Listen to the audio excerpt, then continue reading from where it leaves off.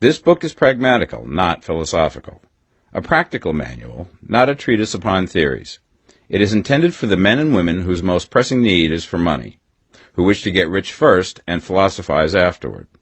It is for those who have, so far, found neither the time, the means, nor the opportunity to go deeply into the study of metaphysics, but who want results and who are willing to take the conclusions of science as a basis for action, without going into all the processes by which those conclusions were reached.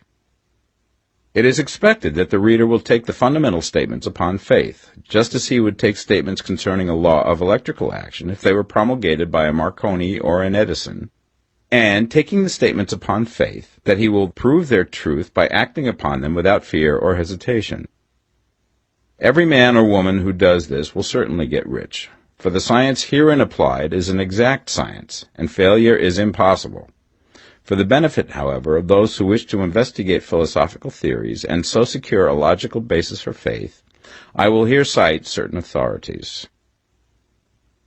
The monistic theory of the universe, the theory that one is all and that all is one, that one substance manifests itself as the seeming many elements of the material world, is of Hindu origin and has been gradually winning its way into the thought of the Western world for 200 years.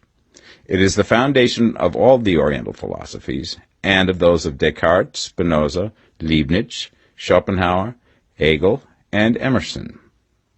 The reader who would dig to the philosophical foundations of this is advised to read Hegel and Emerson for himself. In writing this book, I have sacrificed all other considerations to plainness and simplicity of style, so that all might understand. The plan of action laid down herein was deduced from the conclusions of philosophy. It has been thoroughly tested and bears the supreme test of practical experiment. It works. If you wish to know how the conclusions were arrived at, read the writings of the authors mentioned above. And if you wish to reap the fruits of their philosophies in actual practice, read this book and do exactly as it tells you to do. The author. Chapter 1. The Right to be Rich. Whatever may be said in praise of poverty, the fact remains that it is not possible to live a really complete or successful life unless one is rich. No man can rise to his greatest possible height in talent or soul development unless he has plenty of money. For to unfold the soul and to develop talent he must have many things to use, and he cannot have these things unless he has money to buy them with. A man develops in mind, soul, and body by making use of these things, and society is so organized that man must have money in order to become the possessor of things. Therefore, the basis of all advancement for man must be the science of getting rich. The object of all life is development, and everything that lives has an inalienable right to all the development it is capable of attaining. Man's right to life means his right to have the free and unrestricted use of all things which may be necessary to his fullest mental, spiritual, and physical unfoldment, or, in other words, his right to be rich. I shall not speak of riches in a figurative way. To be really rich does not mean to be satisfied or contented with a little. No man ought to be satisfied with little if he is capable of using and enjoying more. The purpose of nature is the advancement and unfoldment of life, and every man should have all that can contribute to the power, elegance, beauty, and richness of life. To be content with less is sinful. The man who owns all he wants for the living of all the life he is capable of living is rich, and no man who has not plenty of money can have all he wants. Life has advanced so far and become so complex that even the most ordinary man or woman requires a great amount of wealth in order to live in a manner that even approaches completeness. Every person naturally wants to become all that they are capable of becoming. This desire to realize innate possibilities is inherent in human nature. We cannot help wanting to be all that we can be. Success in life is becoming what you want to be. You can become what you want to be only by making use of things, and you can have the free use of things only as you become rich enough to buy them. To understand the science of getting rich is therefore the most essential of all knowledge. There is nothing wrong in wanting to get rich. The desire for riches is really the desire for a richer, fuller, and more abundant life, and that desire is praiseworthy. The man who does not desire to live more abundantly is abnormal. And so the man who does not desire to have money enough to buy all he wants is abnormal. There are three motives for which we live. We live for the body, we live for the mind, we live for the soul. No one of these is better or holier than the other. All are alike desirable, and no one of the three, body, mind, or soul, can live fully if either of the others is cut short of full life and expression. It is not right or noble to live only for the soul and deny mind or body, and it is wrong to live for the intellect and deny body or soul. We are all acquainted with the loathsome consequences of living for the body and denying both mind and soul, and we see that real life means the complete expression of all that man can give forth through body, mind, and soul. Whatever he can say, no man can be really happy or satisfied unless his body is living fully in every function, and unless the same is true of his mind and his soul. Wherever there is unexpressed possibility, or function not performed, there is unsatisfied desire. Desire is possibility seeking expression, or function seeking performance. Man cannot live fully in body without good food, comfortable clothing, and warm shelter, and without freedom from excessive toil. Rest and recreation are also necessary to his physical life. He cannot live fully in mind without books and time to study them, without opportunity for travel and observation, or without intellectual companionship. To live fully in mind, he must have intellectual recreations, and must surround himself with all the objects of art and beauty he is capable of using and appreciating. To live fully in soul, man must have love, and love is denied expression by poverty. A man's highest happiness is found in the bestowal of benefits on those he loves. Love finds its most natural and spontaneous expression in giving. The man who has nothing to give cannot fill his place as a husband or father, as a citizen or as a man. It is in the use of material things that a man finds full life for his body, develops his mind, and unfolds his soul. It is therefore of supreme importance to him that he should be rich. It is perfectly right that you should desire to be rich. If you are a normal man or woman, you cannot help doing so. It is perfectly right that you should give your best attention to the science of getting rich, for it is the noblest and most necessary of all studies. If you neglect this study, you are derelict in your duty to yourself, to God, and humanity, for you can render to God and humanity no greater service than to make the most of yourself. Chapter 2.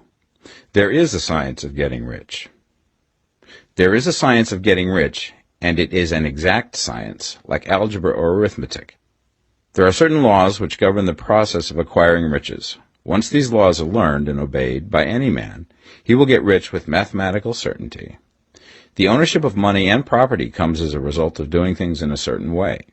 Those who do things in this certain way, whether on purpose or accidentally, get rich, while those who do not do things in this certain way, no matter how hard they work or how able they are, remain poor. It is a natural law that like causes always produce like effects, and therefore any man or woman who learns to do things in this certain way will infallibly get rich. That the above statement is true is shown by the following facts. Getting rich is not a matter of environment, for if it were, all the people in certain neighborhoods would become wealthy. The people of one city would all be rich, while those of other towns would all be poor.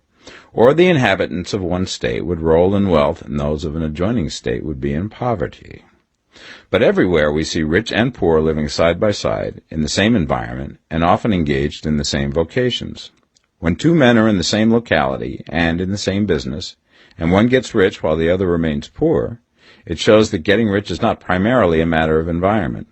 Some environments may be more favorable than others, but when two men in the same business are in the same neighborhood, and one gets rich while the other fails, it indicates that getting rich is the result of doing things in a certain way. And further, the ability to do things in this certain way is not due solely to the possession of talent, for many people who have great talent remain poor, while others who have very little talent get rich. Studying the people who have gotten rich, we find that they are an average lot in all respects, having no greater talents and abilities than other men. It is evident that they do not get rich because they possess talents and abilities that other men have not, but because they happen to do things in a certain way. Getting rich is not the result of saving or thrift. Many very penurious people are poor, while free spenders often get rich. Nor is getting rich due to doing things which others fail to do. For two men in the same business often do almost exactly the same things, and one gets rich while the other remains poor or becomes bankrupt. From all these things, we must come to the conclusion that getting rich is the result of doing things in a certain way. If getting rich is the result of doing things in a certain way, then any man or woman who can do things in that way can become rich, and the whole matter is brought within the domain of exact science. The question arises here whether this certain way may not be so difficult that only a few may follow it.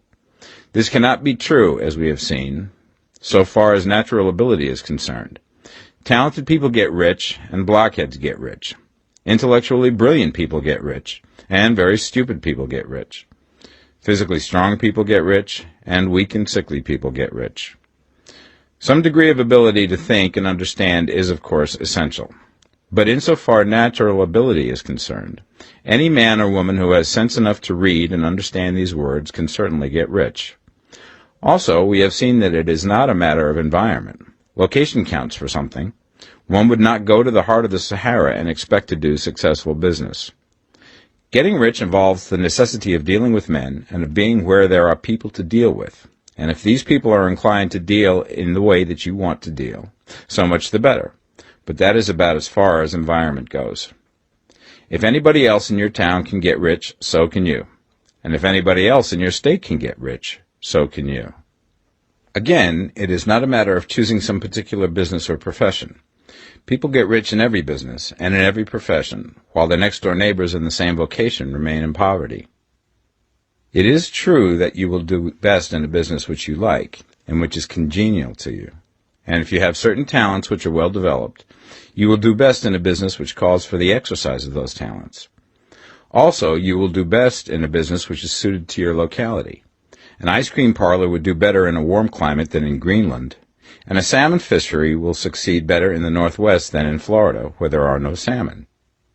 But aside from these general limitations, getting rich is not dependent upon your engaging in some particular business, but upon your learning to do things in a certain way.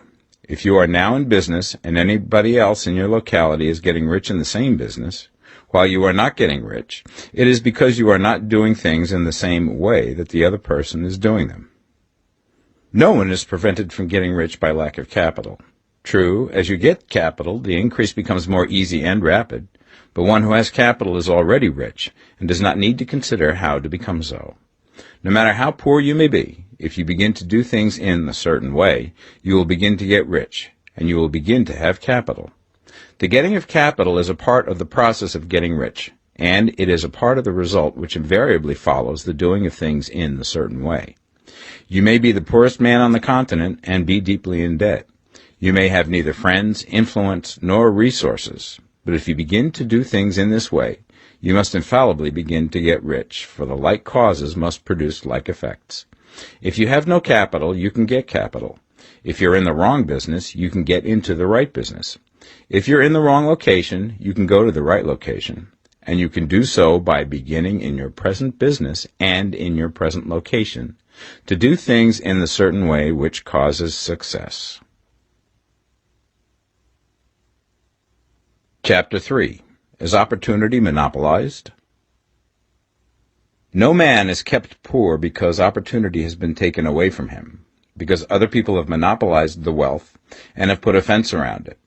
You may be shut off from engaging in business in certain lines, but there are other channels open to you. Probably it would be hard for you to get control of any of the great railroad systems.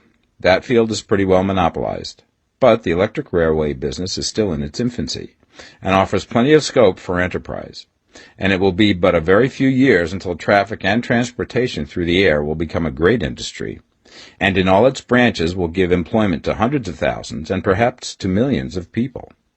Why not turn your attention to the development of aerial transportation, instead of competing with J.J. Hill and others for a chance in the steam railway world? It is quite true that if you are a working man in the employ of the Steel Trust, you have very little chance of becoming the owner of the plant in which you work. But it is also true that if you will commence to act in a certain way, you can soon leave the employ of the Steel Trust. You can buy a farm from 10 to 40 acres and engage in business as a producer of foodstuffs. There is great opportunity at this time for men who will live upon small tracts of land and cultivate the same intensively. Such men will certainly get rich. You may say that it is impossible for you to get the land, but I'm going to prove to you that it is not impossible, and that you can certainly get a farm if you will go to work in a certain way. At different periods, the tide of opportunity sets in different directions, according to the needs of the whole, and the particular stage of social evolution which has been reached. At present, in America, it is setting towards agricultural and the allied industries and professions. Today, opportunity is open before the factory worker in his line. It is open before the businessman who supplies the farmer more than before the one who supplies the factory worker, and before the professional man who waits upon the farmer more than before the one who serves the working class. There is an abundance of opportunity for the man who will go with the tide instead of trying to swim against it. So the factory workers, either as individuals or as a class, are not deprived of opportunity. The workers are not being kept down by their masters. They are not being ground by the trusts and combinations of capital.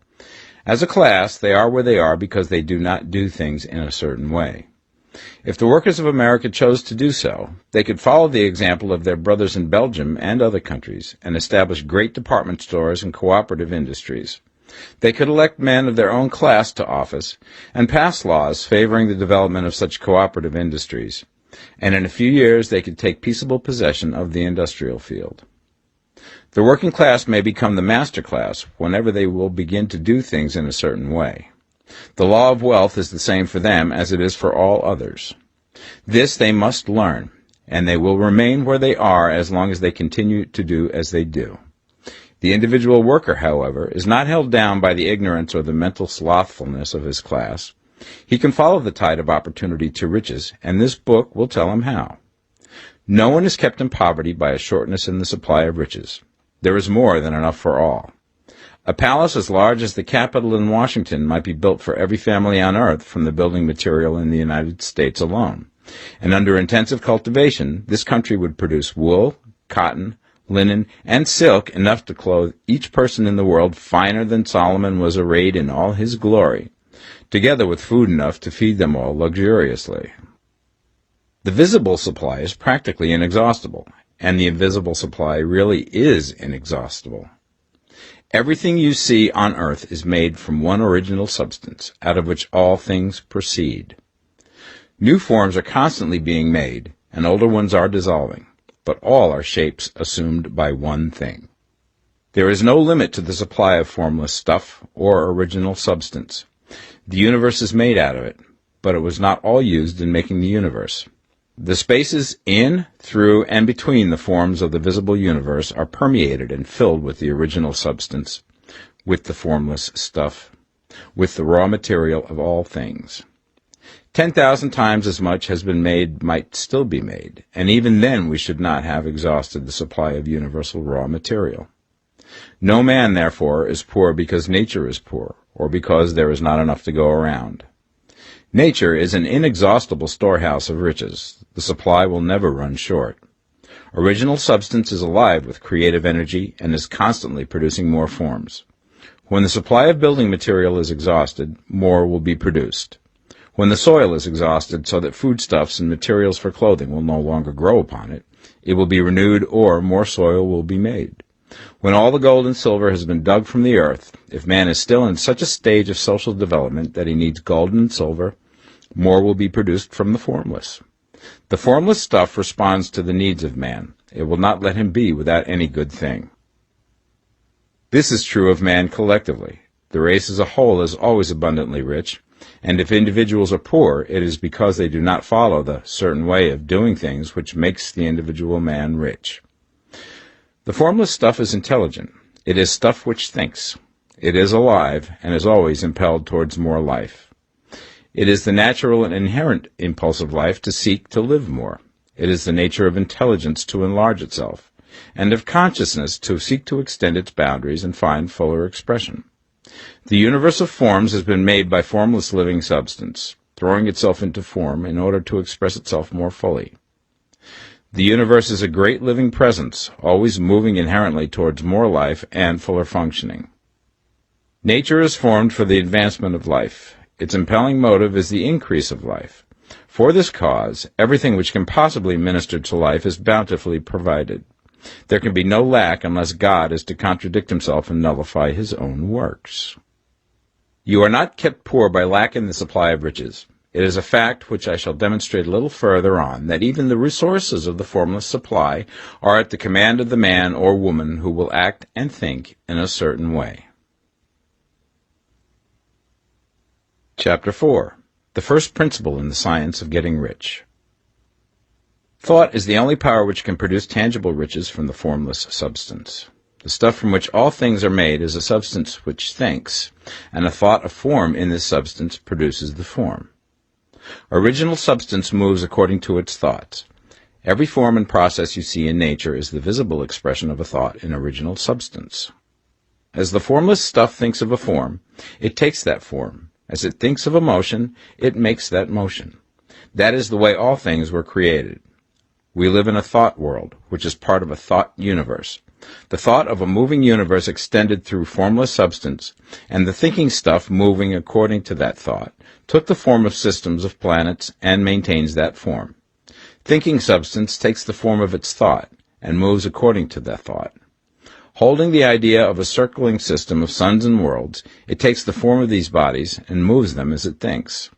Thinking the form of a slow-growing oak tree, it moves accordingly and produces the tree, though centuries may be required to do the work. In creating, the formless seems to move according to the lines of motion it has established. The thought of an oak tree does not cause the instant formation of a full-grown tree, but it does start in motion the forces which will produce the tree, along established lines of growth. Every thought of form held in thinking substance causes the creation of the form, but always, or at least generally, along lines of growth and action already established. The thought of a house of a certain construction, if it were impressed upon formless substance, might not cause the instant formation of the house, but it would cause the turning of creative energies already working in trade and commerce into such channels as to result in the speedy building of the house. And if there were no existing channels through which the creative energy could work, then the house would be formed directly from primal substance, without waiting for the slow processes of the organic and inorganic world. No thought of form can be impressed upon original substance without causing the creation of the form. Man is a thinking center and can originate thought. All the forms that man fashions with his hands must first exist in his thought. He cannot shape a thing until he has thought that thing. And so far, man has confined his efforts wholly to the work of his hands. He has applied manual labor to the world of forms, seeking to change or modify those already existing. He has never thought of trying to cause the creation of new forms by impressing his thoughts upon formless substance. When man has a thought form, he takes material from the forms of nature and makes an image of the form which is in his mind. He has so far made little or no effort to cooperate with formless intelligence, to work with the Father. He has not dreamed that he can do what he seeth the Father doing. Man reshapes and modifies existing forms by manual labor.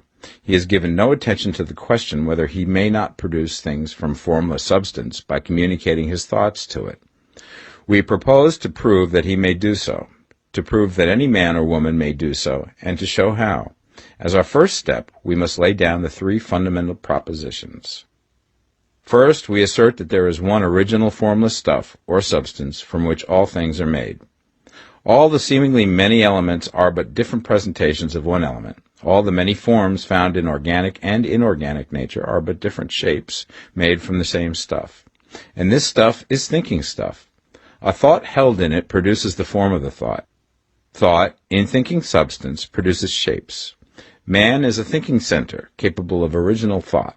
If a man can communicate his thought to original thinking substance, he can cause the creation or formation of the thing he thinks about.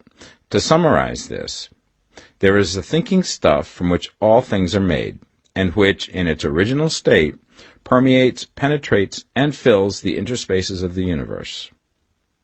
A thought in this substance produces the thing that is imaged by the thought.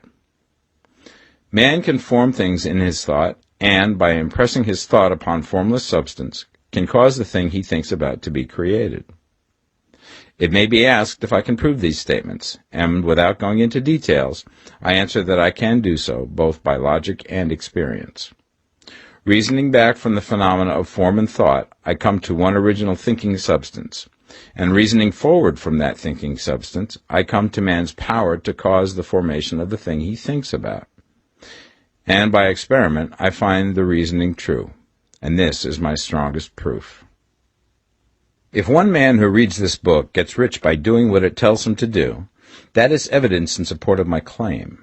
But if every man who does what it tells him to do gets rich, that is proof positive until someone goes through the process and fails. The theory is true until the process fails, and this process will not fail. For every man who does exactly what this book tells him to do will get rich.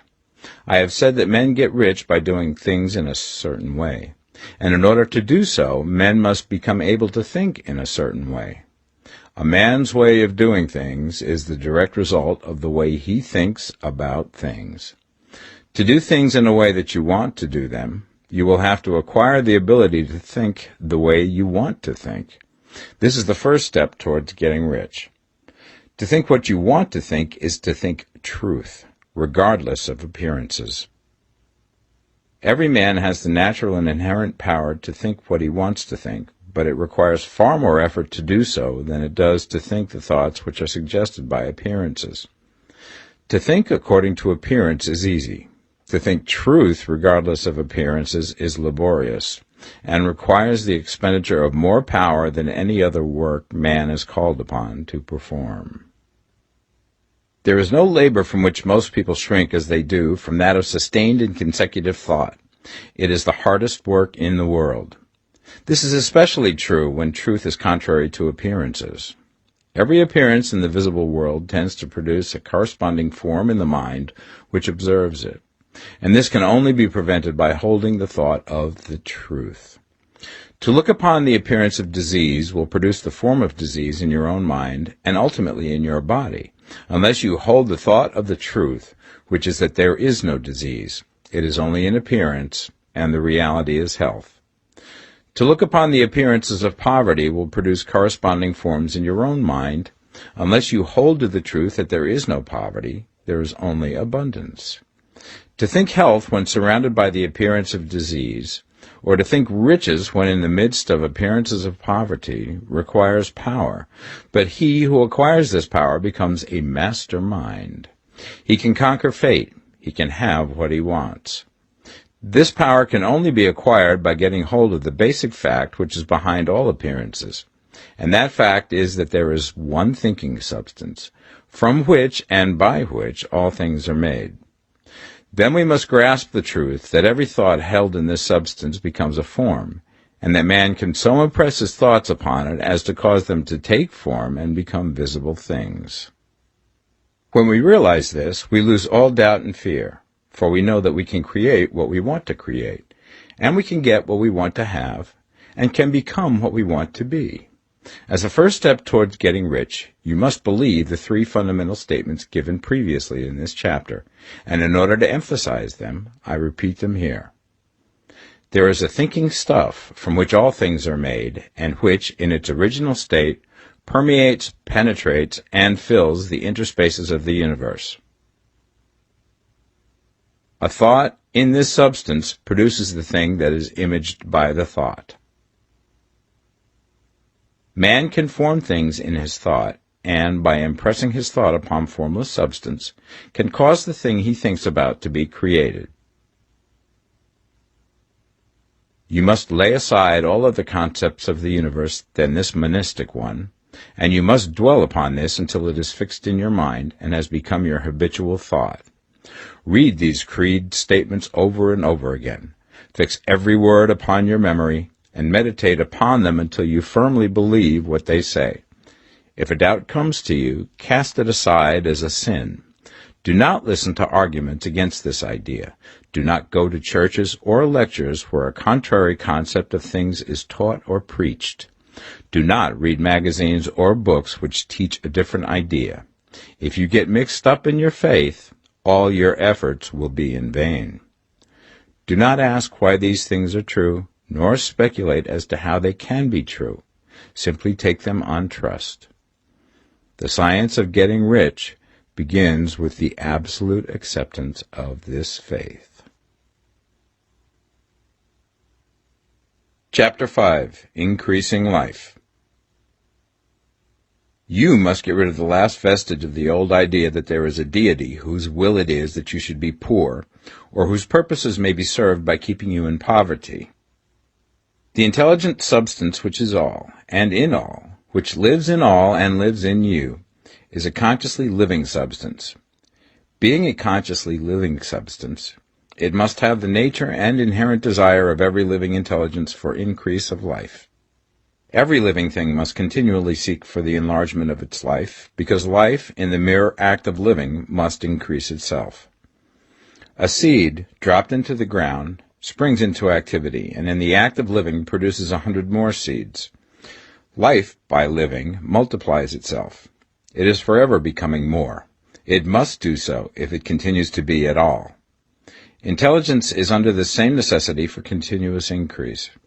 Every thought we think makes it necessary for us to think another thought. Consciousness is continually expanding. Every fact we learn leads us to the learning of another fact. Knowledge is continually increasing.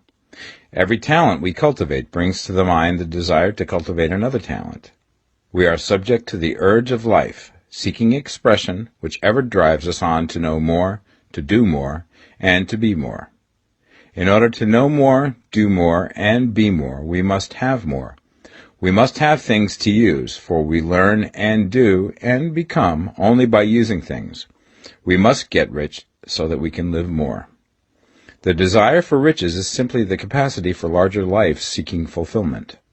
Every desire is the effort of an unexpressed possibility to come into action. It is power seeking to manifest which causes desire.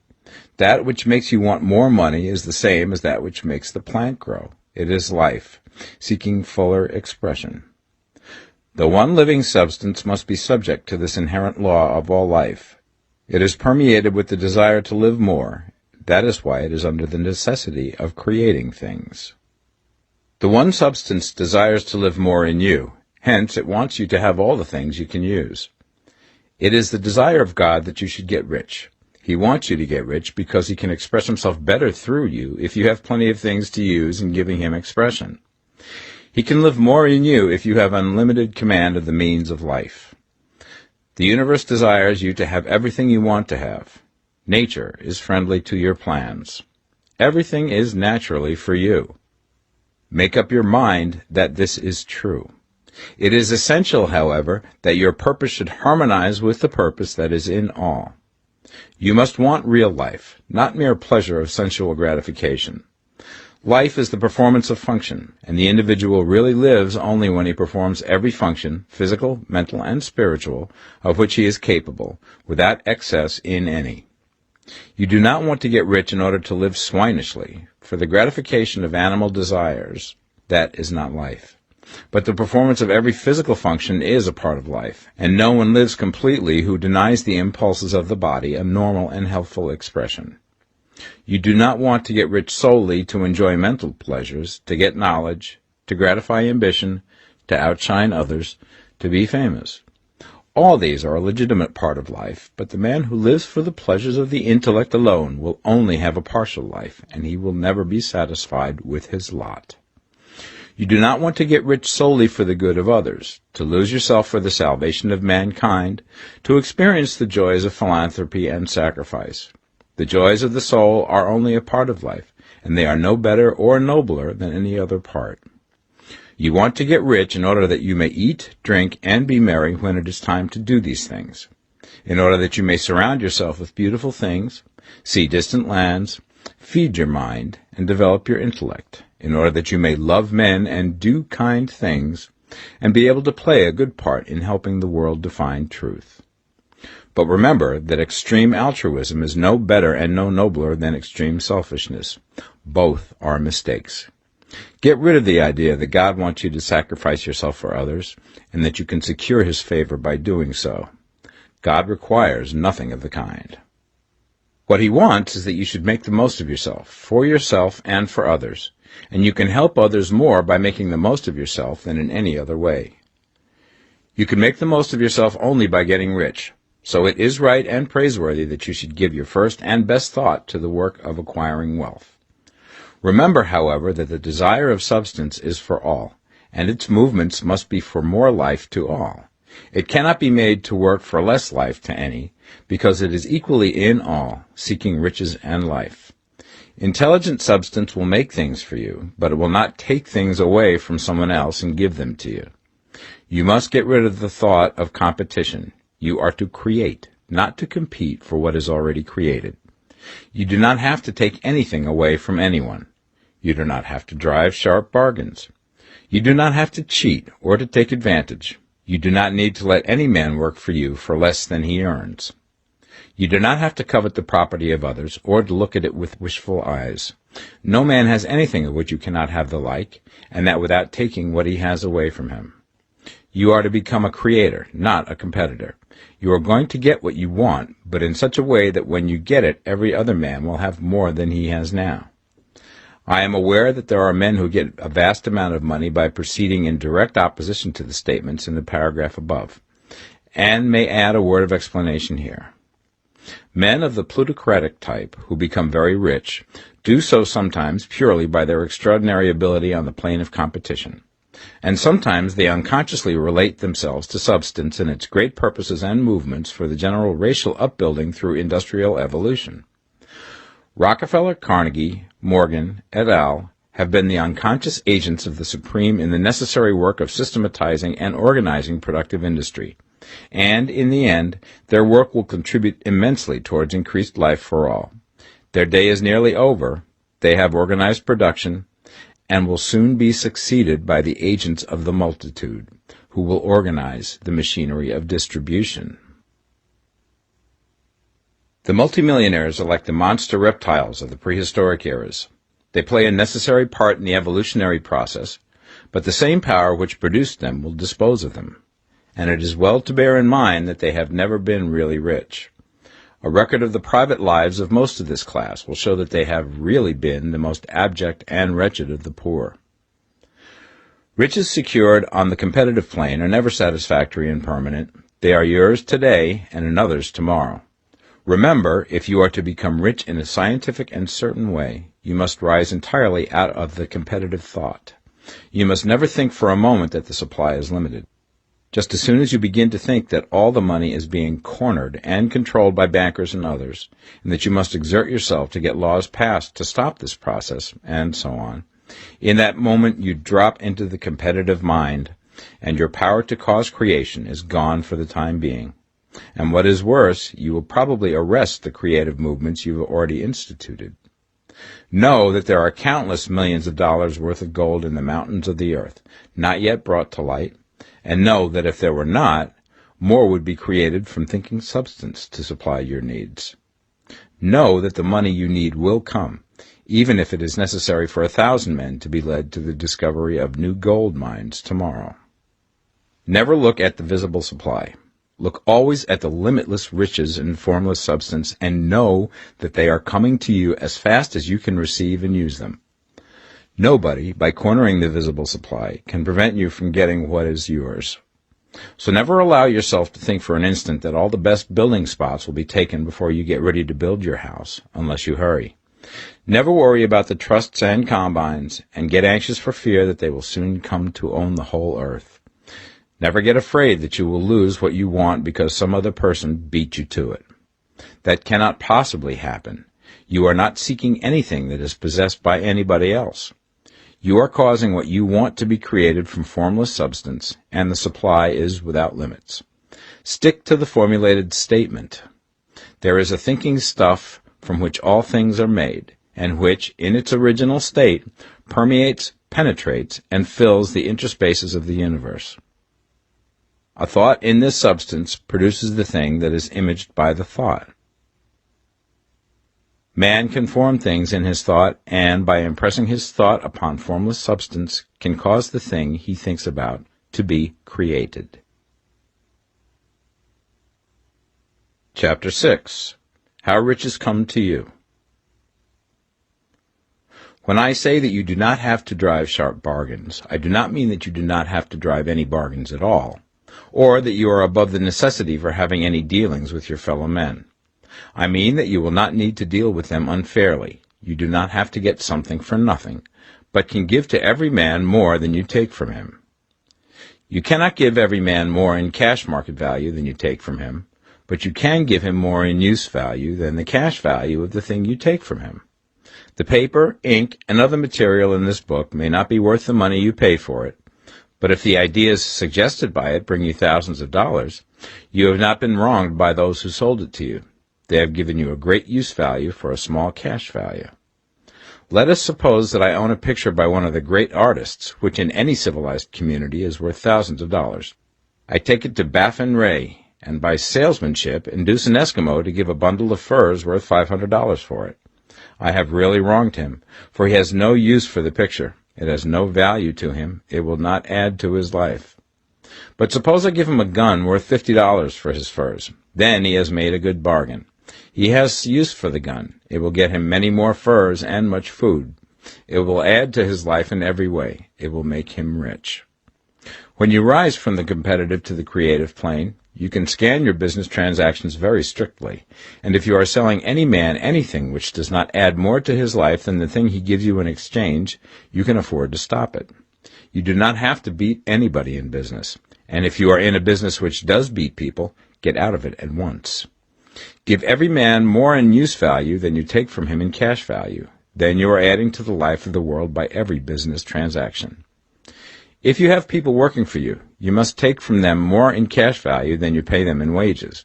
But you can so organize your business that it will be filled with the principle of advancement, and so that each employee who wishes to do so may advance a little every day. You can make your business do for your employees what this book is doing for you.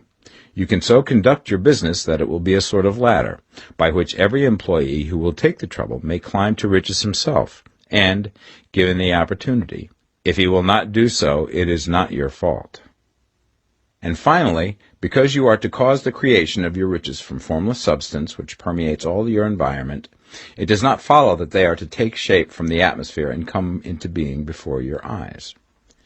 If you want a sewing machine, for instance, I do not mean to tell you that you are to impress the thought of a sewing machine on thinking substance until the machine is formed without hands, in the room where you sit or elsewhere. But if you want a sewing machine, hold the mental image of it with the most positive certainty that it is being made, or is on its way to you. After once forming the thought, have the most absolute and unquestioning faith that the sewing machine is coming. Never think of it, or speak of it, in any other way than as being sure to arrive. Claim it as already yours. It will be brought to you by the power of the Supreme Intelligence, acting upon the minds of men. If you live in Maine, it may be that a man will be brought from Texas or Japan to engage in some transaction which will result in your getting what you want. If so, the whole matter will be as much to that man's advantage as it is to yours. Do not forget for a moment that the thinking substance is through all, in all, communicating with all, and can influence all. The desire of thinking substance for a fuller life and better living has caused the creation of all the sewing machines already made, and it can cause the creation of millions more, and will, whenever men set it in motion by desire and faith, and by acting in a certain way. You can certainly have a sewing machine in your house, and it is just as certain that you can have any other thing or things which you want, and which you will use for the advancement of your own life and the lives of others. You need not hesitate about asking largely. It is your Father's pleasure to give you the kingdom, said Jesus. Original substance wants to live all that is possible in you, and wants you to have all that you can or will use for the living of the most abundant life. If you fix upon your consciousness the fact that the desire you feel for the possession of riches is one with the desire of omnipotence for more complete expression, your faith becomes invincible. Once I saw a little boy sitting at a piano, and vainly tried to bring harmony out of the keys, and I saw that he was grieved and provoked by his inability to play real music.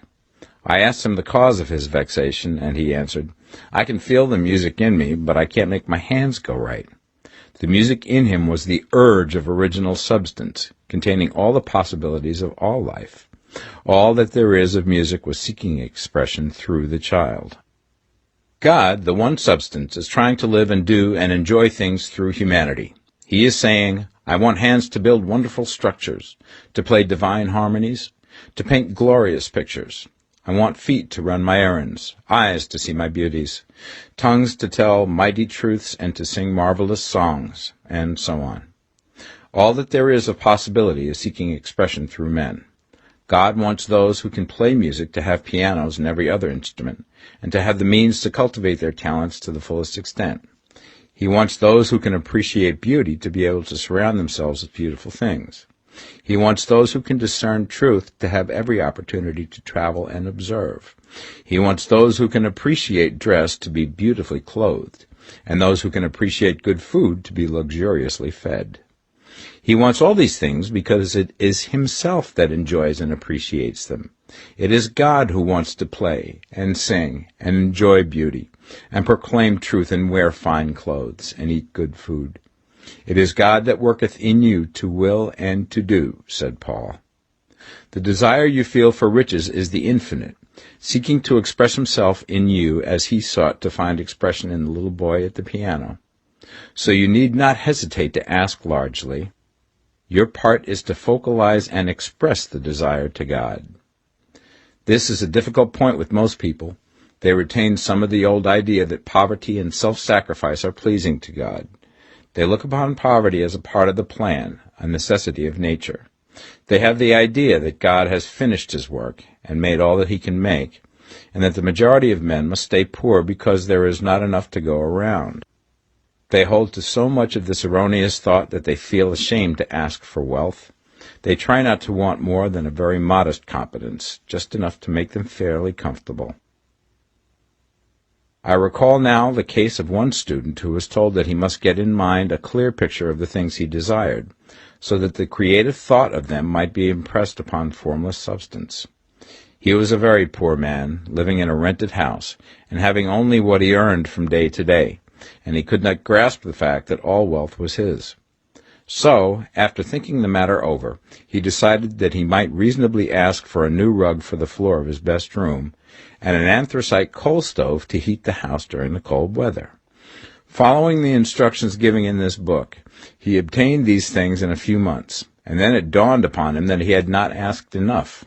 He went through the house in which he lived, and planned all the improvements he would like to make in it. He mentally added a bay window here and a room there, until it was complete in his mind as an ideal home, and then he planned its furnishings.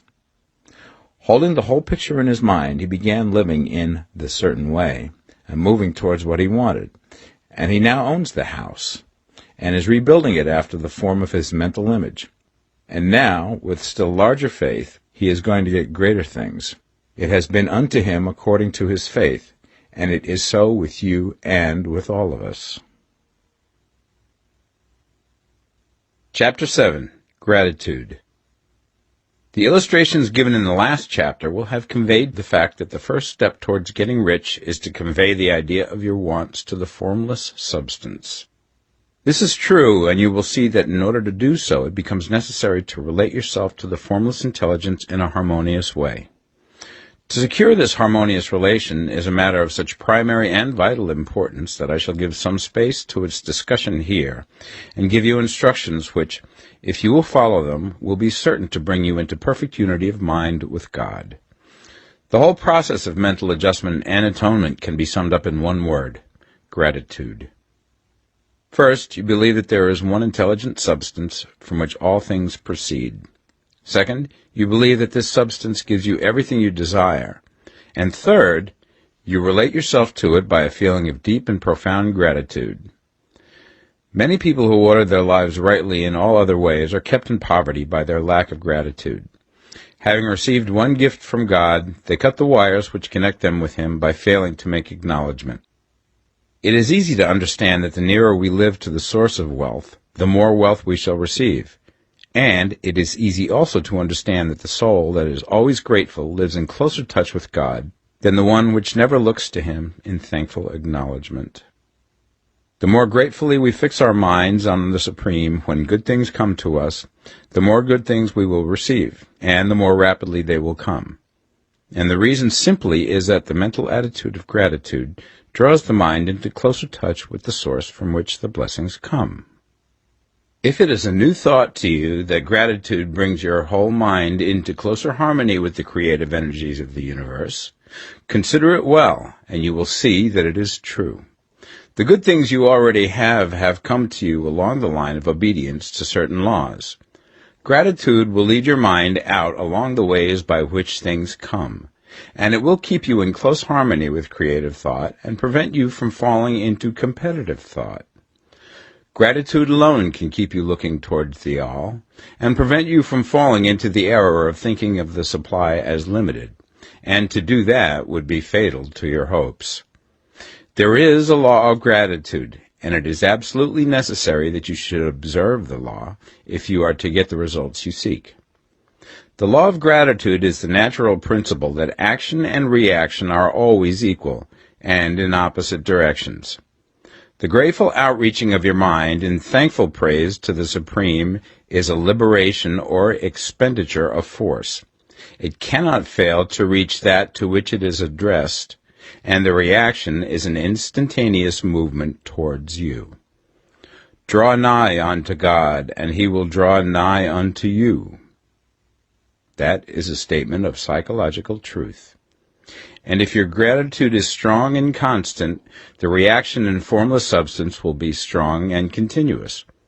The movement of the things you want will always be towards you. Notice the grateful attitude that Jesus took. How he always seemed to be saying, I thank thee, Father, that thou hearest me. You cannot exercise much power without gratitude, for it is gratitude that keeps you connected with power. But the value of gratitude does not consist solely in getting you more blessings in the future. Without gratitude, you cannot long keep from dissatisfied thought regarding things as they are. The moment you permit your mind to dwell with dissatisfaction upon things as they are, you begin to lose ground. You fix attention upon the common, the ordinary, the poor, and the squalid and mean, and your mind takes the form of these things. Then you will transmit these forms or mental images to the formless, and the common, the poor, the squalid, and mean will come to you. To permit your mind to dwell upon the inferior is to become inferior, and to surround yourself with inferior things. On the other hand, to fix your attention on the best is to surround yourself with the best, and to become the best. The creative power within us makes us into the image of that to which we give our attention. We are thinking substance, and thinking substance always takes the form of that which it thinks about. The grateful mind is constantly fixed upon the best. Therefore it tends to become the best. It takes the form or character of the best and will receive the best. Also, faith is born of gratitude. The grateful mind continually expects good things, and expectation becomes faith. The reaction of gratitude upon one's own mind produces faith, and every outgoing wave of grateful thanksgiving increases faith. He who has no feeling of gratitude cannot long retain a living faith, and without a living faith you cannot get rich by the creative method, as we shall see in the following chapters. It is necessary, then, to cultivate the habit of being grateful for every good thing that comes to you, and to give thanks continuously. And because all things have contributed to your advancement, you should include all things in your gratitude. Do not waste time thinking or talking about the shortcomings or wrong actions of plutocrats or trust magnates. Their organization of the world has made your opportunity. All you get really comes to you because of them. Do not rage against corrupt politicians. If it were not for politicians, we should fall into anarchy, and your opportunity would be greatly lessened. God has worked a long time and very patiently to bring us up to where we are in industry and government, and he is going right on with his work. There is not the least doubt that he will do away with plutocrats, trust magnates, captains of industry, and politicians as soon as they can be spared. But in the meantime, behold, they are all very good.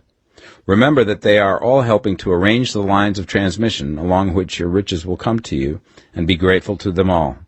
This will bring you into harmonious relations with the good in everything, and the good in everything will move toward you.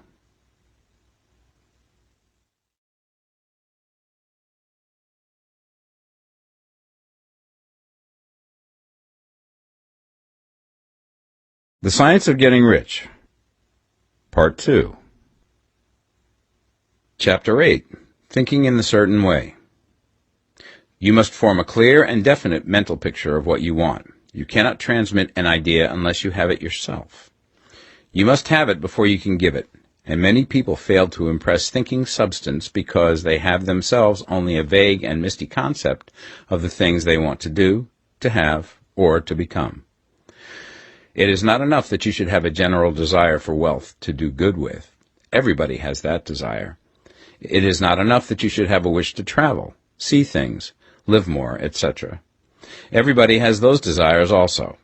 If you were going to send a wireless message to a friend, you would not send the letters of the alphabet in their order and let him construct the message for himself, nor would you take words at random from the dictionary. You would send a coherent sentence, one which meant something. When you try to impress your wants upon substance, remember that it must be done by a coherent statement. You must know what you want and be definite. You can never get rich or start the creative power into action by sending out unformed longings and vague desires. Go over your desires just as the man I have described went over his house. See just what you want and get a clear mental picture of it as you wish it to look when you get it. That clear mental picture you must have continually in mind, as the sailor has in mind the port towards which he is sailing the ship. You must keep your face towards it all the time. You must no more lose sight of it than the steersman loses sight of the compass. It is not necessary to take exercises in concentration, nor to set apart special times for prayer and affirmation, nor to go into the silence, nor to do occult stunts of any kind. There things are well enough, but all you need is to know what you want, and to want it badly enough so that it will stay in your thoughts.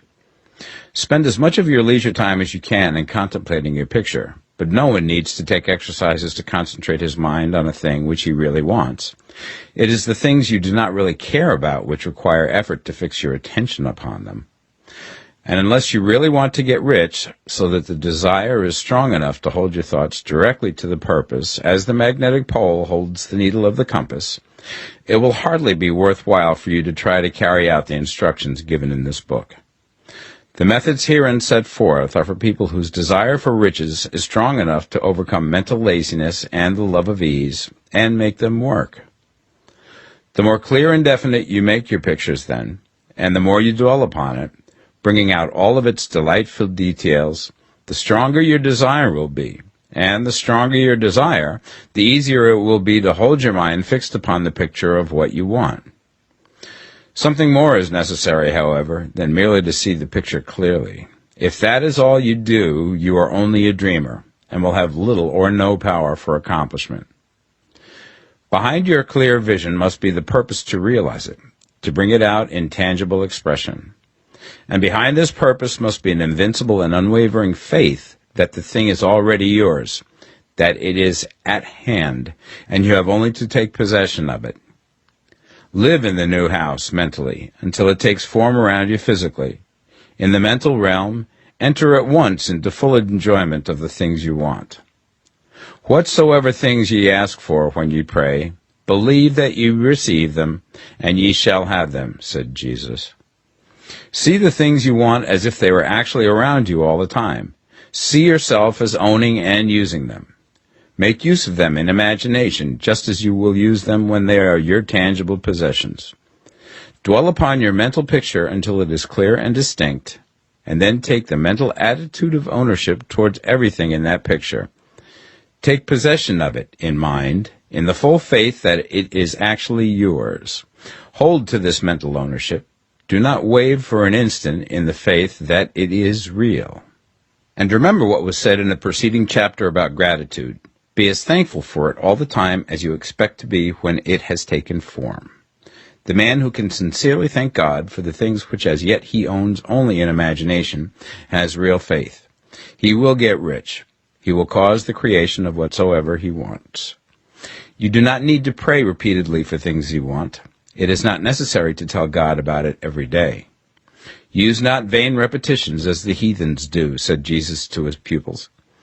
For your Father knoweth that ye have need of these things before ye ask him. Your part is to intelligently formulate your desires for the things which make for a larger life, and to get these desires arranged into a coherent whole, and then to impress this whole desire upon the formless substance, which has the power and the will to bring you what you want. You do not make this impression by repeating strings of words. You make it by holding the vision with unshakable purpose to attain it, and with steadfast faith that you do attain it. The answer to your prayer is not according to your faith while you are talking, but according to your faith while you are working. You cannot impress the mind of God by having a special Sabbath day set apart to tell him what you want, and then forgetting him during the rest of the week. You cannot impress him by having special hours to go into your closet and pray, if you then dismiss the matter from your mind until the hour of prayer comes again.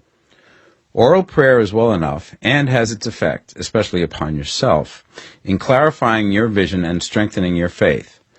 But it is not your oral petitions which get you what you want. In order to get rich, you do not need a sweet hour of prayer. You need to pray without ceasing.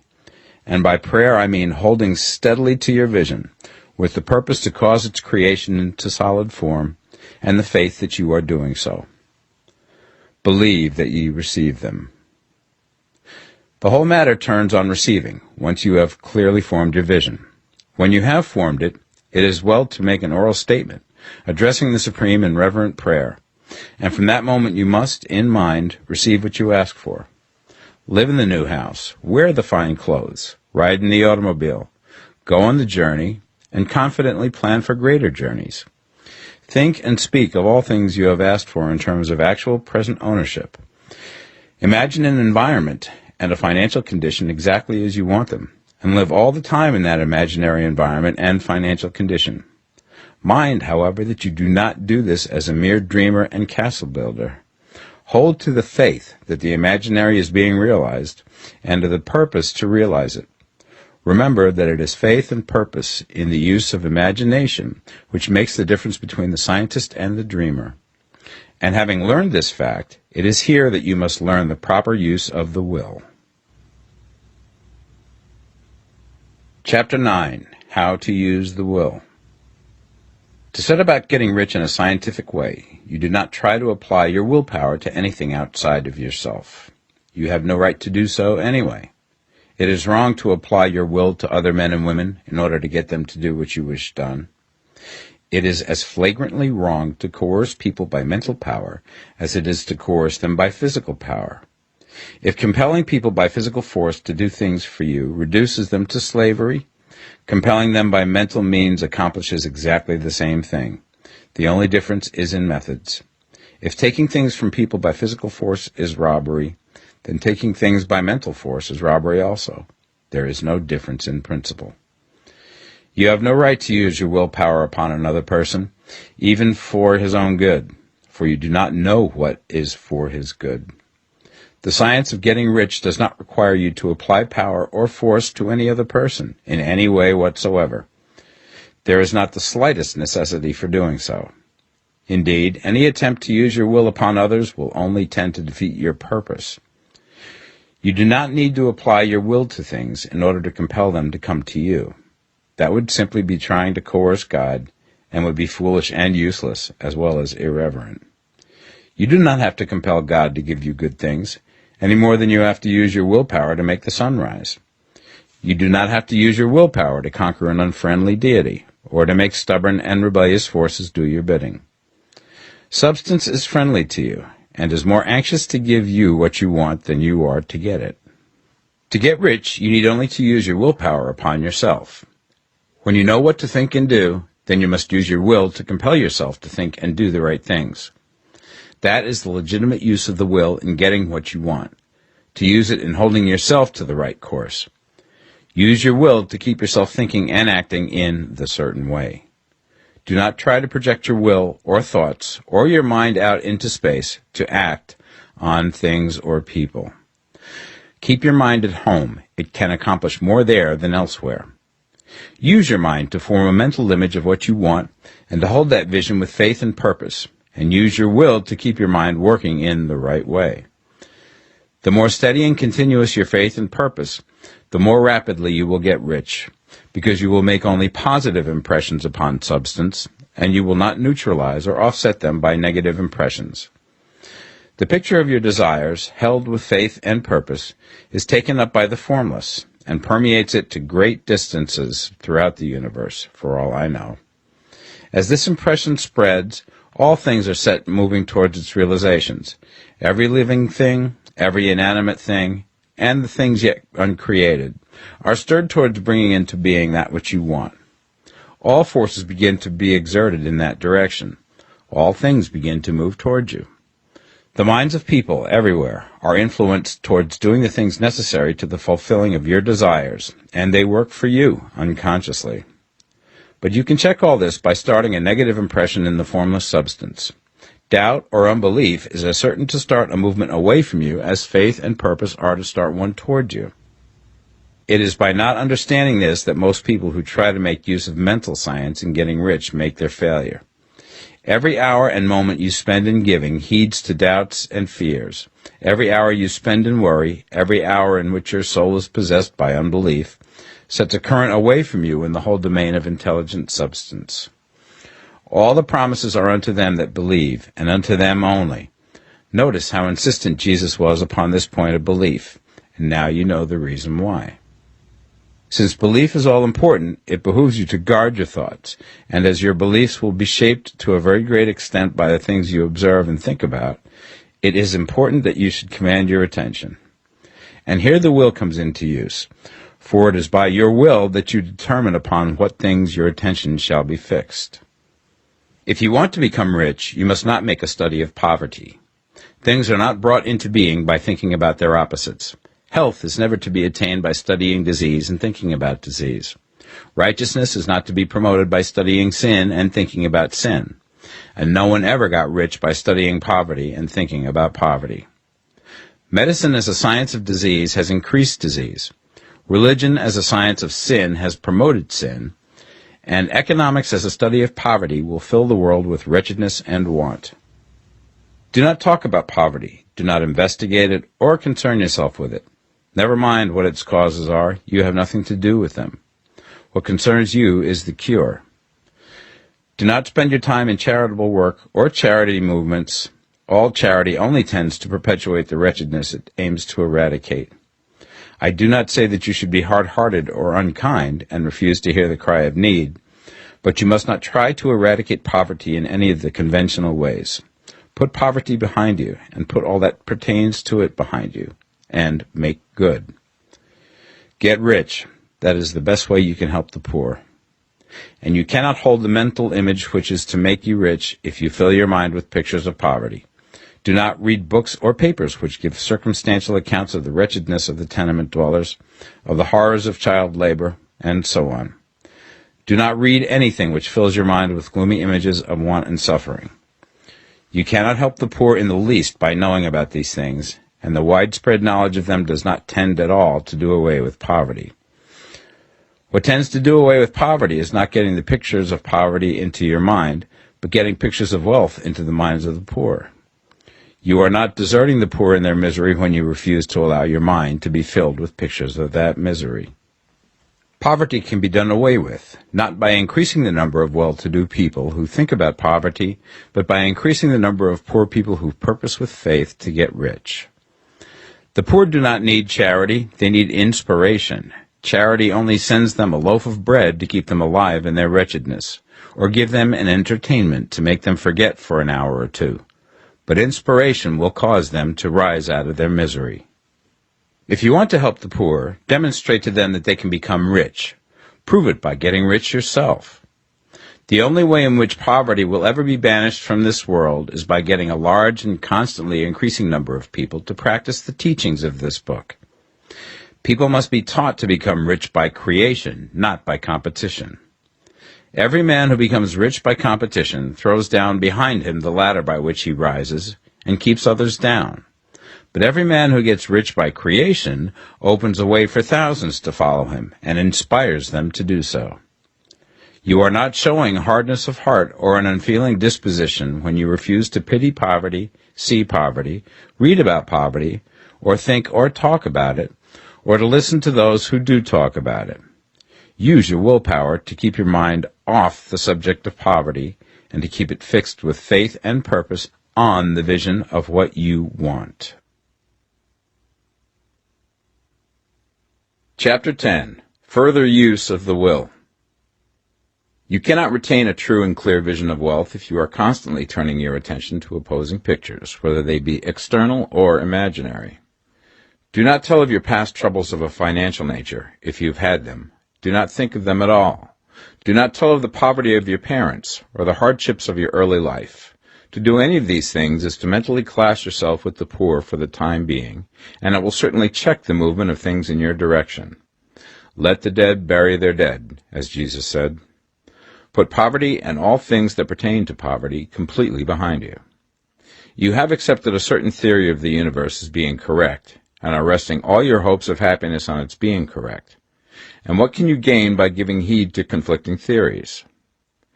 Do not read religious books which tell you that the world is soon coming to an end, and do not read the writing of muckrakers and pessimistic philosophers who tell you that it is going to the devil. The world is not going to the devil. It is going to God. It is wonderful becoming. True, there may be a good many things in existing conditions which are disagreeable, but what is the use of studying them when they are certainly passing away, and when the study of them only tends to check their passing and keep them with us? Why give time and attention to things which are being removed by evolutionary growth, when you can hasten their removal only by promoting the evolutionary growth as far as your part of it goes? No matter how horrible and seeming may be the conditions in certain countries, sections, or places, you waste your time and destroy your own chances by considering them. You should interest yourself in the world's becoming rich. Think of the riches in the world as coming to, instead of the poverty it is growing out of. And bear in mind that the only way in which you can assist the world in growing rich is by growing rich yourself through creative method, not the competitive one. Give your attention wholly to riches. Ignore poverty. Whenever you think or speak of those who are poor, think and speak of them as those who are becoming rich, as those who are to be congratulated rather than pitied. Then they and others will catch the inspiration and begin to search for the way out. Because I say that you are to give your whole time and mind and thought to riches, it does not follow that you are to be sordid or mean. To become really rich is the noblest aim you can have in life, for it includes everything else. On the competitive plane, the struggle to get rich is a godless scramble for power over other men. But when we come into the creative mind, all this is changed. All that is possible in the way of greatness and soul unfoldment, of service and lofty endeavor, comes by way of getting rich. All is made possible by the use of things. If you lack for physical health, you will find that the attainment of it is conditional on you getting rich. Only those who are emancipated from financial worry and who have the means to live a carefree existence and follow hygienic practices can have and retain health. Moral and spiritual greatness is possible only to those who are above the competitive battle for existence. And only those who are becoming rich on the plane of creative thought are free from the degrading influences of competition. If your heart is set on domestic happiness, remember that love flourishes best when there is refinement, a high level of thought, and freedom from corrupting influences. And these are to be found only where riches are attained by the exercise of creative thought, without strife or rivalry. You can aim at nothing so great or noble, I repeat, as to become rich, and you must fix your attention upon your mental picture of riches, to the exclusion of all that may tend to dim or obscure the vision. You must learn to see the underlying truth in all things. You must see beneath all seemingly wrong conditions the great one life, ever moving forward towards fuller expression and more complete happiness. It is the truth that there is no such thing as poverty, that there is only wealth. Some people remain in poverty because they are ignorant of the fact that there is wealth for them, and these can best be taught by showing them the way to affluence in your own person and practice. Others are poor because, while they feel that there is a way out, they are too intellectually indolent to put forth the mental effort necessary to find that way and by travel it. Others still are poor because, while they have some notion of science, they have become so swamped and lost in the maze of metaphysical and occult theories that they do not know which road to take. They try a mixture of many systems and fail in all. For these, again, the very best thing to do is to show the right way in your own person and practice. An ounce of doing things is worth a pound of theorizing. The very best thing you can do for the whole world is to make the most of yourself. You can serve God and man in no more effective way than by getting rich. That is, if you get rich by the creative method and not by the competitive one. Another thing.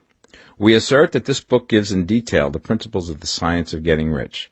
And if that is true, you do not need to read any other book upon the subject. This may sound narrow and egotistical, but consider. There is no more scientific method of computation in mathematics than by addition, subtraction, multiplication, and division. No other method is possible. There can be but one shortest distance between 2 points. There is only one way to think scientifically, and that is to think in the way that leads by the most direct and simple route to the goal. No man has yet formulated a briefer or less complex system than the one set forth herein. It has been stripped of all non-essentials. When you commence on this, lay all others aside. Put them out of your mind altogether. Read this book every day. Keep it with you. Commit it to memory, and do not think about other systems and theories. If you do, you will begin to have doubts, and to be uncertain and wavering in your thought, and then you will begin to make failures. After you have made good and become rich, you may study other systems as much as you please. But until you are quite sure that you have gained what you want, do not read anything on this line but this book, unless it be the authors mentioned in the preface. And read only the most optimistic comments on the world's news, those in harmony with your picture. Also, postpone your investigations into the occult. Do not dabble in theosophy, spiritualism, or kindred studies. It is very likely that the dead still live and are near, but if they are, let them alone. Mind your own business. Wherever the spirits of the dead may be, they have their own work to do and their own problems to solve, and we have no right to interfere with them. We cannot help them, and it is very doubtful whether they can help us, or whether we have any right to trespass upon their time if they can. Let the dead and the hereafter alone, and solve your own problem. Get rich. If you begin to mix with the occult, you will start mental cross-currents which will surely bring your hopes to shipwreck. Now, this and the preceding chapters have brought us to the following statement of basic facts.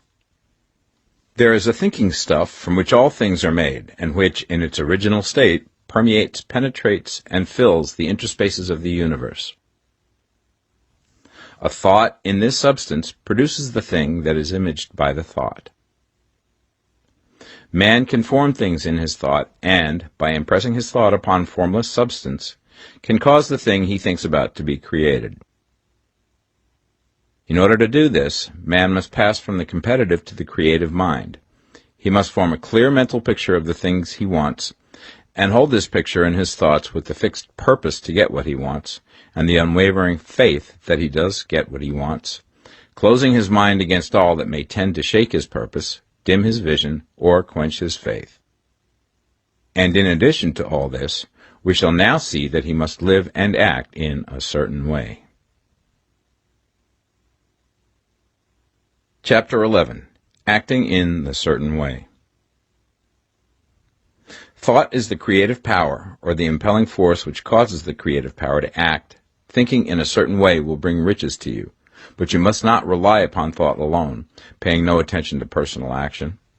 That is the rock upon which many otherwise scientific metaphysical thinkers meet shipwreck, the failure to connect thought with personal action. We have not yet reached the stage of development, even supposing such a stage to be possible, in which man can create directly from formless substance without nature's processes or the work of human hands. Man must not only think, but his personal action must supplement his thought. By thought you can cause the gold in the hearts of the mountains to be impelled towards you, but it will not mine itself, refine itself, coin itself into double eagles, and come rolling along the roads seeking its way into your pocket. Under the impelling power of the Supreme Spirit, men's affairs will be so ordered that someone will be led to mine the gold for you. Other men's business transactions will be so directed that the gold will be brought toward you, and you must so arrange your own business affairs that you may be able to receive it when it comes to you.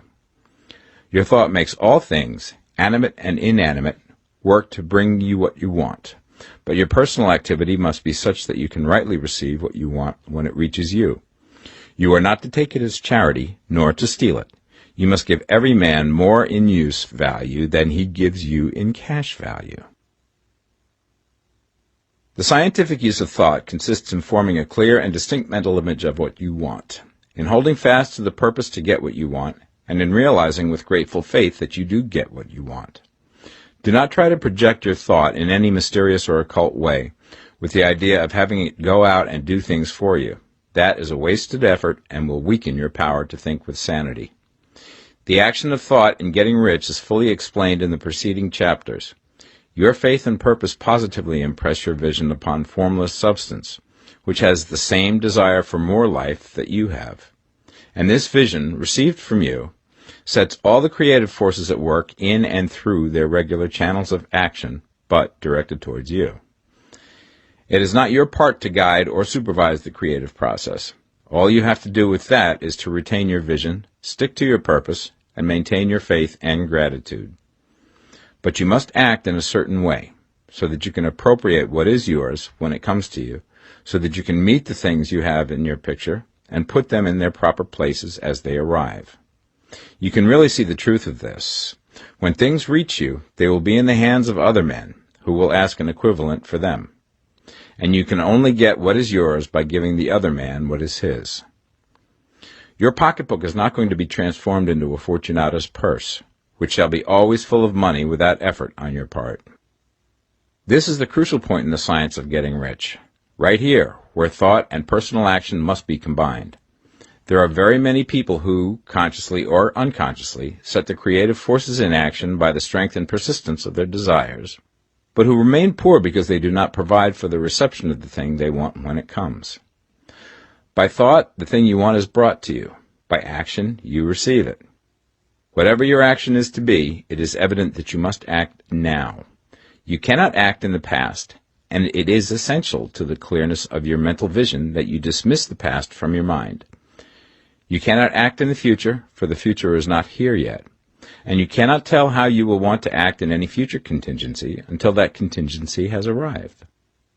Because you are not in the right business or the right environment now, do not think that you must postpone action until you get into the right business or environment. And do not spend time in the present taking thought as to the best course in possible future emergencies. Have faith in your ability to meet any emergency when it arrives.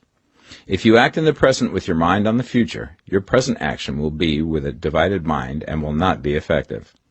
Put your whole mind into present action. Do not give your creative impulse to original substance, and then sit down and wait for results. If you do, you will never get them. Act now. There is never any time but now, and there never will be any time but now. If you are ever to begin to make ready for the reception of what you want, you must begin now. And your action, whatever it is, must most likely be in your present business or employment, and must be upon the persons and things in your present environment. You cannot act where you are not, you cannot act where you have been, and you cannot act where you are going to be. You can act only where you are. Do not bother as to whether yesterday's work was well done or ill done. Do today's work well. Do not try to do tomorrow's work now. There will be plenty of time to do that when you get to it. Do not try, by occult or mystical means, to act on people or things that are out of your reach. Do not wait for a change of environment. Before you act, get a change of environment by action. You can so act upon the environment in which you are now, as to cause yourself to be transferred to a better environment. Hold with faith and purpose the vision of yourself in the better environment, but act upon your present environment with all your heart and with all your strength and with all your mind. Do not spend any time in daydreaming or castle building. Hold to the one vision of what you want and act now. Do not cast about seeking some new thing to do, or some strange, unusual, or remarkable action to perform as a first step towards getting rich. It is probable that your actions, at least for some time to come, will be those you have been performing for some time past, but you are to begin now to perform these actions in a certain way, which will surely make you rich. If you are engaged in some business and feel that it is not the right one for you, do not wait until you get into the right business before you begin to act. Do not feel discouraged or sit down and lament because you are misplaced. No man was ever so misplaced that he could not find the right place, and no man ever became so involved in the wrong business but that he could get into the right business. Hold the vision of yourself in the right business, with the purpose to get into it, and the faith that you will get into it, and are getting into it, but act in your present business. Use your present business as the means of getting a better one, and use your present environment as the means of getting into a better one. Your vision of the right business, if held with faith and purpose, will cause the Supreme to move the right business towards you, and your action, if performed in a certain way, will cause you to move towards the business. If you are an employee or wage earner and feel that you must change places in order to get what you want, do not project your thought into space and rely upon it to get you another job. It will probably fail to do so. Hold the vision of yourself in the job you want, while you act with faith and purpose on the job you have, and you will certainly get the job you want. Your vision and faith will set the creative force in motion to bring it toward you, and your action will cause the forces in your own environment to move you toward the place you want. In closing this chapter, we will add another statement to our syllabus. There is a thinking stuff from which all things are made, and which, in its original state, permeates, penetrates, and fills the interspaces of the universe. A thought in this substance produces the thing that is imaged by the thought. Man can form things in his thought, and, by impressing his thought upon formless substance, can cause the thing he thinks about to be created. In order to do this, man must pass from the competitive to the creative mind. He must form a clear mental picture of the thing he wants, and hold this picture in his thoughts with the fixed purpose to get what he wants, and the unwavering faith that he does get what he wants, closing his mind to all that may tend to shake his purpose, dim his vision, or quench his faith. That he may receive what he wants when it comes, man must act now upon the people and things in his present environment. Chapter 12. Efficient Action. You must use your thought as directed in previous chapters, and begin to do what you can do where you are. And you must do all that you can do where you are. You can advance only by being larger than your present place, and no man is larger than his present place who leaves undone any of the work pertaining to that place. The world is advanced only by those who more than fill their present places. If no man quite filled his present place, you can see that there must be a going backward in everything. Those who do not quite fill their present places are dead weight upon society, government, commerce, and industry. They must be carried along by others at a great expense. The progress of the world is retarded only by those who do not fill the places they are holding. They belong to a former age and a lower stage or plane of life, and their tendency is towards degeneration. No society could advance if every man was smaller than his place. Social evolution is guided by the law of physical and mental evolution. In the animal world, evolution is caused by excess of life. When an organism has more life than can be expressed in the function of its own plane, it develops the organs of a higher plane, and a new species is originated. There never would have been new species had there not been organisms which more than filled their places. The law is exactly the same for you. Your getting rich depends upon your applying this principle to your own affairs. Every day is either a successful day or a day of failure, and it is the successful days which get you what you want. If every day is a failure, you can never get rich, while if every day is a success, you cannot fail to get rich. If there is something that may be done today, and you do not do it, you have failed in so far as that thing is concerned, and the consequences may be more disastrous than you imagine. You cannot foresee the results of even the most trivial act. You do not know the workings of all the forces that have been set moving in your behalf. Much may be depending on your doing some simple act. It may be the very thing which is to open the door of opportunity to very great possibilities. You can never know all the combinations which Supreme Intelligence is making for you in the world of things and of human affairs. Your neglect or failure to do some small thing may cause a long delay in getting what you want. Do, every day, all that can be done that day. There is, however, a limitation or qualification of the above that you must take into account. You are not to overwork, not to rush blindly into your business in the effort to do the greatest possible number of things in the shortest possible time. You are not to try to do tomorrow's work today, nor to do a week's work in a day. It is really not the number of things you do, but the efficiency of each separate action that counts.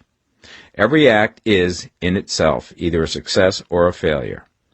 Every act is, in itself, either effective or inefficient. Every inefficient act is a failure, and if you spend your life in doing inefficient acts, your whole life will be a failure. The more things you do, the worse for you if all your acts are inefficient ones. On the other hand, every efficient act is a success in itself, and if every act of your life is an efficient one, your whole life must be a success. The cause of failure is doing too many things in an inefficient manner, and not doing enough things in an efficient manner.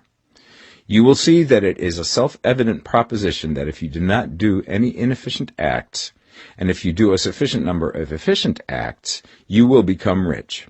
If, now, it is possible for you to make each act an efficient one, you see again that the getting of riches is reduced to an exact science, like mathematics. The matter turns, then, on the questions whether you can make each separate act a success in itself, and this you certainly can do. You can make each act a success because all power is working with you, and all power cannot fail. Power is at your service, and to make each act efficient, you have only to put power into it. Every action is either strong or weak, and when everyone is strong, you are acting in a certain way, which will make you rich. Every act can be made strong and efficient by holding your vision while you are doing it, and putting the whole power of your faith and purpose into it. It is at this point that the people fail who separate mental power from personal action. They use the power of the mind in one place and at one time, and they act in another place at another time. So their acts are not successful in themselves. Too many of them are inefficient. But if all power goes into every act, no matter how commonplace, every act will be a success in itself. And as in the nature of things, every success opens the way to other successes, your progress towards what you want and the progress of what you want toward you will become increasingly rapid. Remember that successful action is cumulative in its results. Since the desire for more life is inherent in all things, when a man begins to move towards larger life, more things attach themselves to him, and the influence of his desire is multiplied. Do, every day, all that you can do that day, and do each act in an efficient manner. In saying that you must hold your vision while you are doing each act, however trivial or commonplace, I do not mean to say that it is necessary at all times to see the vision distinctly to its smallest details. It should be the work of your leisure hours to use your imagination on the details of your vision, and to contemplate them until they are firmly fixed upon memory. If you wish speedy results, spend practically all your spare time in this practice. By continuous contemplation you will get the picture of what you want, even to the smallest details, so firmly fixed upon your mind and so completely transferred to the mind of formless substance, that in your working hours you need only to mentally refer to the picture to stimulate your faith and purpose, and cause your best effort to be put forth. Contemplate your picture in your leisure hours until your consciousness is so full of it that you can grasp it instantly. You will become so enthused with its bright promises that the mere thought of it will call forth the strongest energies of your whole being. Let us again repeat our syllabus, and by slightly changing the closing statements, bring it to the point we have now reached. There is a thinking stuff from which all things are made, and which, in its original state, permeates, penetrates, and fills the interspaces of the universe. A thought in this substance produces the thing that is imaged by the thought. Man can form things in his thought, and, by impressing his thought upon formless substance, can cause the thing he thinks about to be created. In order to do this, man must pass from competitive to the creative mind. He must form a clear mental picture of the thing he wants, and do, with faith and purpose, all that can be done each day, doing each separate thing in an efficient manner. Chapter 13. Getting into the right business. Success in any particular business depends for one thing upon your possessing in a well-developed state the faculties required in that business. Without good musical faculty, no one can succeed as a teacher of music. Without well-developed mechanical faculties, no one can achieve great success in any of the mechanical trades. Without tact and the commercial faculties, no one can succeed in the mercantile pursuits. But to possess in a well-developed state the faculties required in your particular vocation does not ensure getting rich. There are musicians who have remarkable talent and who yet remain poor. There are blacksmiths, carpenters, and so on who have excellent mechanical ability, but who do not get rich. And there are merchants with good faculties for dealing with men who nevertheless fail. The different faculties are tools. It is essential to have good tools, but it is also essential that the tools should be used in the right way. One man can take a sharp saw, a square, a good plane, and so on, and build a handsome article of furniture. Another man can take the same tools and set to work to duplicate the article, but his production will be a botch. He does not know how to use good tools in a successful way. The various faculties of your mind are the tools with which you must do the work which is to make you rich. It will be easier for you to succeed if you get into a business for which you are well equipped with mental tools. Generally speaking, you will do best in that business which will use your strongest faculties, the one for which you are naturally best fitted. But there are limitations to this statement also. No man should regard his vocation as being irrevocably fixed by the tendencies with which he was born. You can get rich in any business, for if you have not the right talent you can develop that talent. It merely means that you will have to make your tools as you go along, instead of confining yourself to the use of those with which you were born. It will be easier for you to succeed in a vocation for which you already have the talent in a well-developed state, but you can succeed in any vocation, for you can develop any rudimentary talent, and there is no talent of which you have not at least the rudiment. You will get rich most easily in point of effort if you do that for which you are best fitted, but you will get rich most satisfactorily if you do that which you want to do.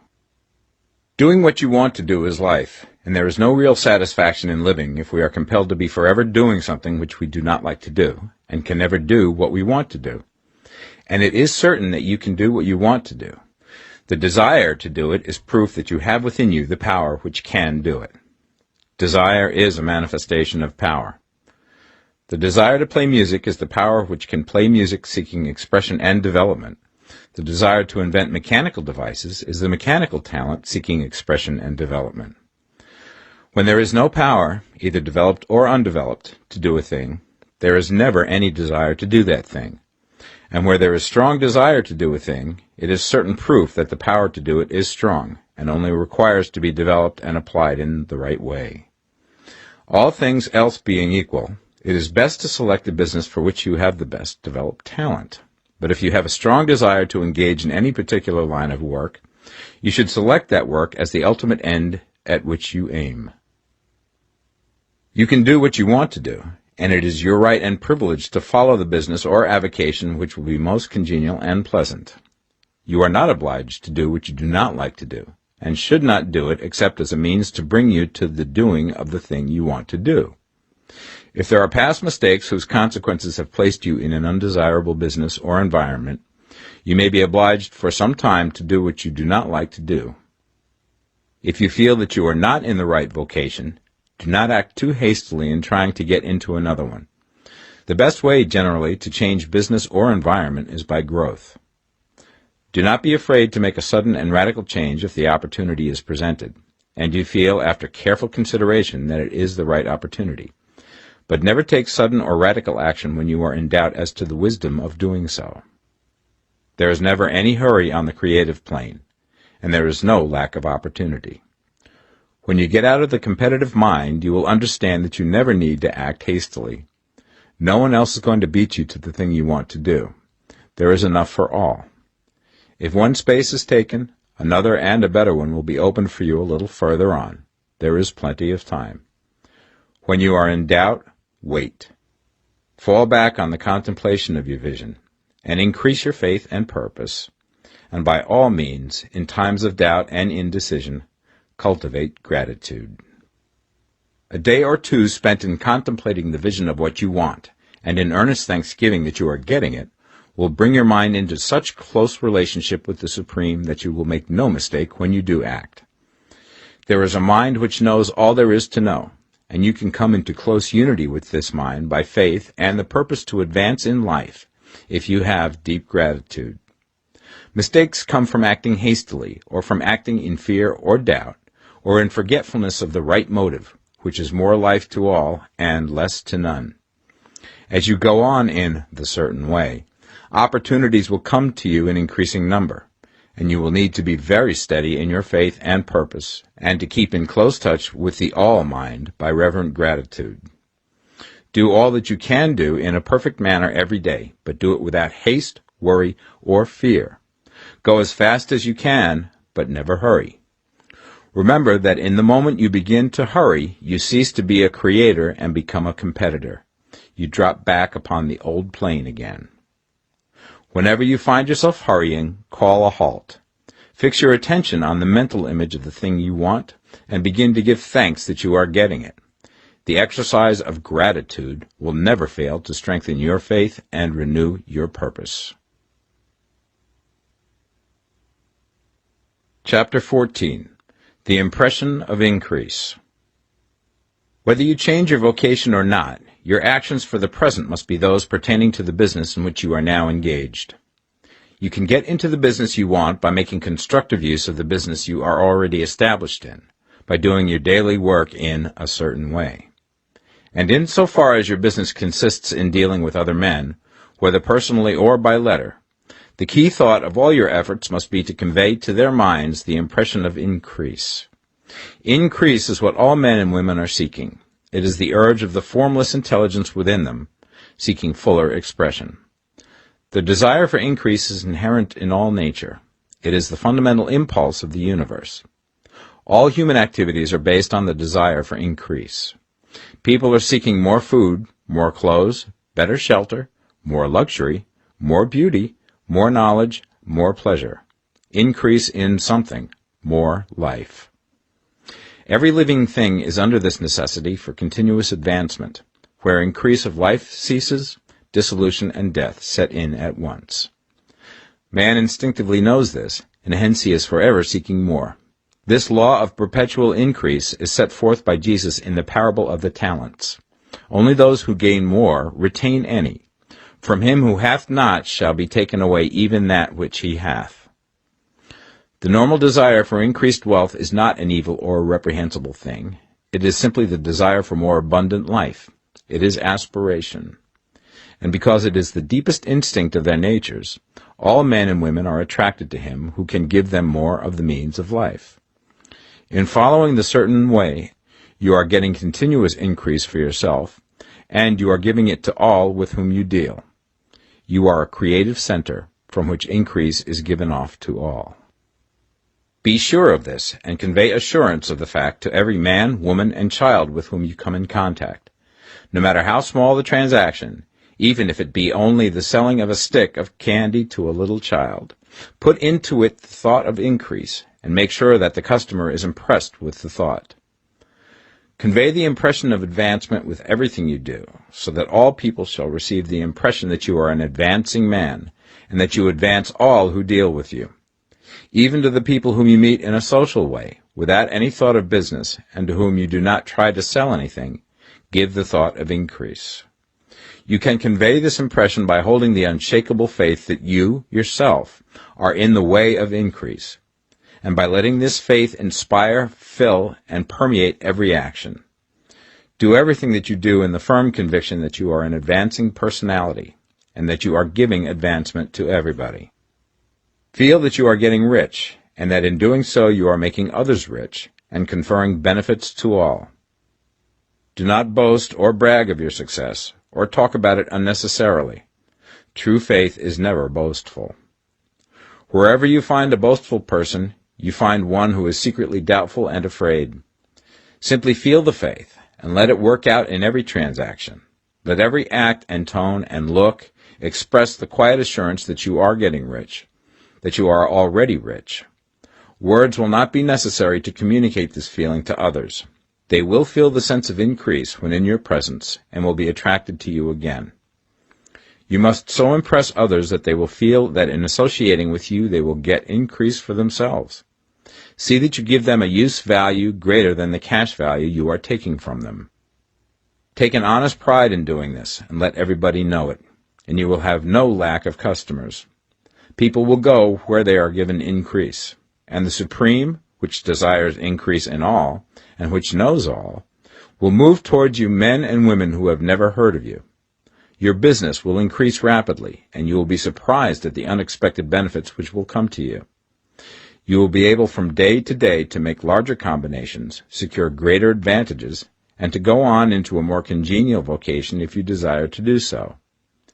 You must never lose sight of your vision of what you want, or your faith and purpose to get what you want. Let me here give you another word of caution in regards to motives. Beware of the insidious temptation to seek for power over other men. Nothing is so pleasant to the unformed or partially developed mind as the exercise of power or dominion over others. The desire to rule for selfish gratification has been the curse of the world. For countless ages, kings and lords have drenched the earth with blood in their battles to extend their dominions. This not to seek more life for all, but to get more power for themselves. Today, the main motive in the business and industrial world is the same. Men marshal their armies of dollars and lay waste the lives and hearts of millions in the same mad scramble for power over others. Commercial kings, like political kings, are inspired by the lust for power. Jesus saw in this desire for mastery the moving impulse of that evil world he sought to overthrow. Read the 23rd chapter of Matthew and see how he pictures the lust of the Pharisees to be called master, to sit in the high places, to domineer over others, and to lay burdens on the backs of the less fortunate. And note how he compares this lust for dominion with the brotherly seeking for the common good to which he calls his disciples. Look out for the temptation to seek for authority, to become a master, to be considered as one who is above the common herd, to impress others by lavish display, and so on. The mind that seeks for mastery over others is the competitive mind, and the competitive mind is not the creative one. In order to master your environment and your destiny, it is not at all necessary that you should rule over your fellow men, and indeed, when you fall into the world's struggle for the high places, you begin to be conquered by fate and environment, and your getting rich becomes a matter of chance and speculation. Beware the competitive mind. No better statement of the principle of creative action can be formulated than the favorite declaration of the late Golden Rule Jones of Toledo. What I want for myself, I want for everybody. Chapter 15. The Advancing Man. What I have said in the last chapter applies as well to the professional man and the wage earner as to the man who is engaged in mercantile business. No matter whether you are a physician, a teacher, or a clergyman, if you can give increase of life to others and make them sensible of the fact, they will be attracted to you and you will get rich. The physician who holds the vision of himself as a great and successful healer, and who works towards the complete realization of that vision with faith and purpose, as described in former chapters, will come into such close touch with the source of life that he will be phenomenally successful. Patients will come to him in throngs. No one has a greater opportunity to carry into effect the teaching of this book than the practitioner of medicine. It does not matter to which of the various schools he may belong, for the principle of healing is common to all of them, and may be reached by all alike. The advancing man in medicine, who holds to a clear mental image of himself as successful, and who obeys the laws of faith, purpose, and gratitude, will cure every curable disease he undertakes, no matter what remedies he may use. In the field of religion, the world cries out for the clergyman who can teach his hearers the true science of abundant life. He who masters the details of the science of getting rich, together with the allied sciences of being well, of being great, and of winning love, and who teaches these details from the pulpit, will never lack for a congregation. This is the gospel that the world needs. It will give increase of life, and men will hear it gladly, and will give liberal support to the man who brings it to them. What is now needed is a demonstration of the science of life from the pulpit. We want preachers who can not only tell us how, but who, in their own persons, will show us how. We need the preacher who will himself be rich, healthy, great, and beloved, to teach us how to attain to these things, and when he comes, he will find a numerous and loyal following. The same is true of the teacher who can inspire the children with the faith and purpose of the advancing life. He will never be out of a job. And any teacher who has this faith and purpose can give it to his pupils. He cannot help giving it to them if it is part of his own life and practice. What is true of the teacher, preacher, and physician is true of the lawyer, dentist, real estate man, insurance agent, of everybody. The combined mental and personal action I have described is infallible. It cannot fail. Every man and woman who follows these instructions steadily, perseveringly, and to the letter, will get rich. The law of the increase of life is as mathematically certain in its operation as the law of gravitation. Getting rich is an exact science.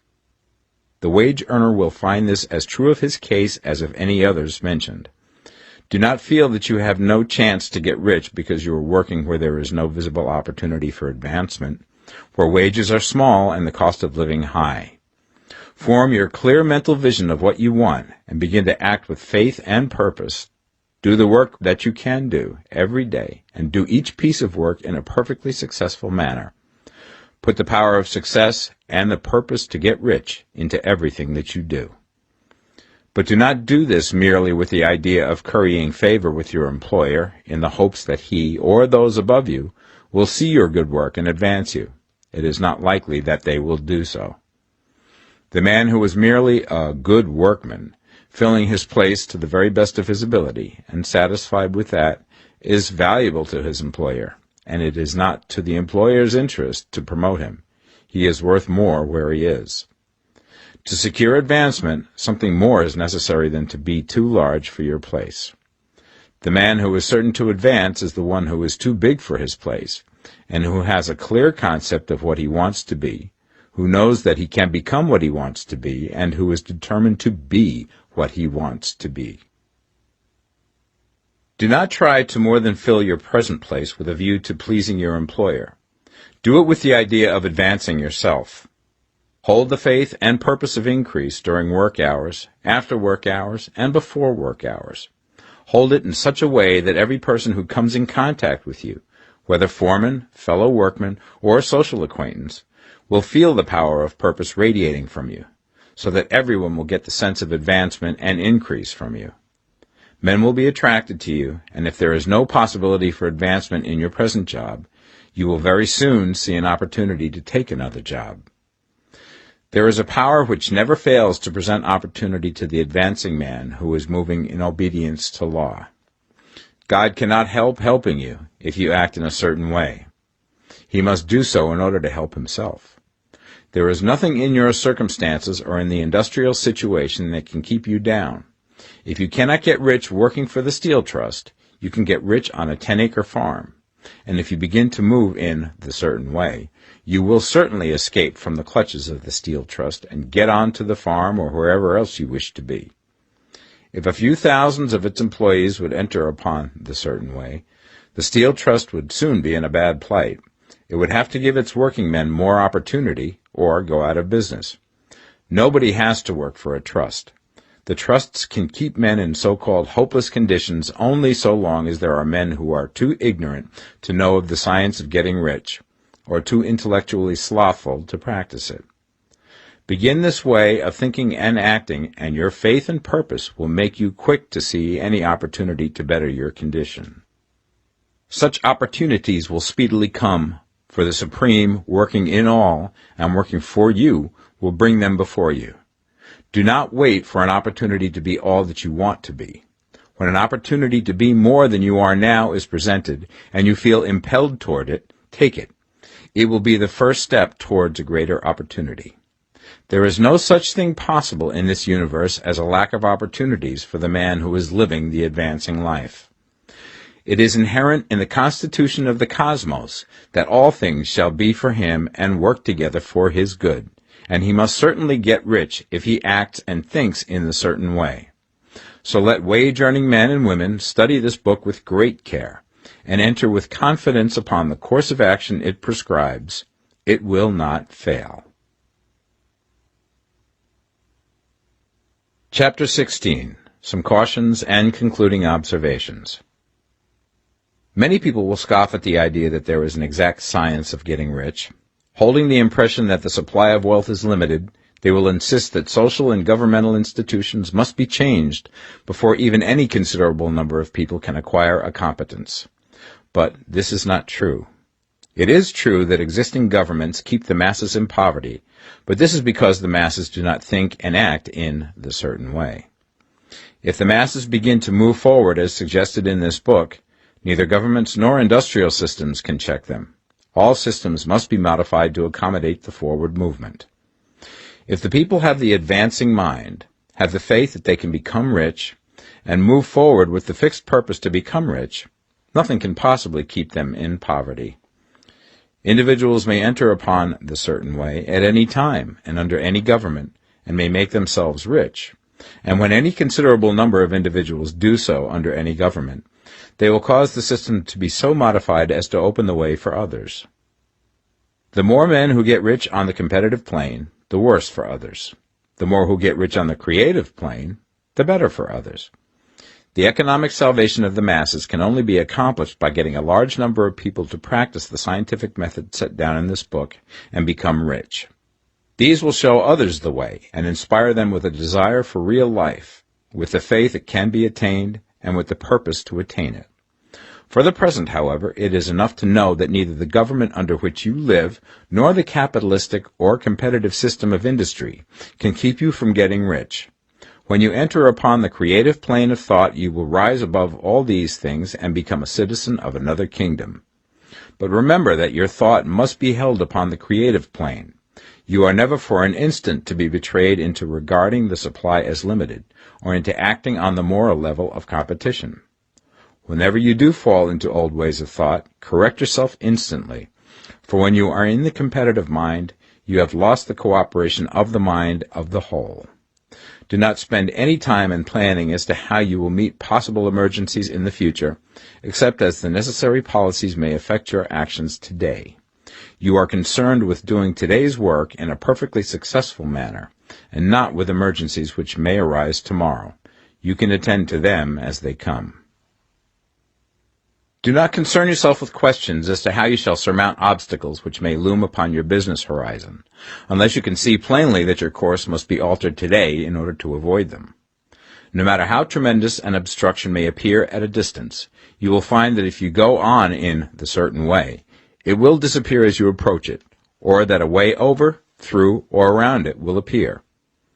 No possible combination of circumstances can defeat a man or woman who is proceeding to get rich along strictly scientific lines. No man or woman who obeys the law can fail to get rich, any more than one can multiply 2 by 2 and fail to get 4. Give no anxious thought to possible disasters, obstacles, panics, or unfavorable combinations of circumstances. It is time enough to meet such things when they present themselves before you in the immediate present, and you will find that every difficulty carries with it the wherewithal for its overcoming. Guard your speech.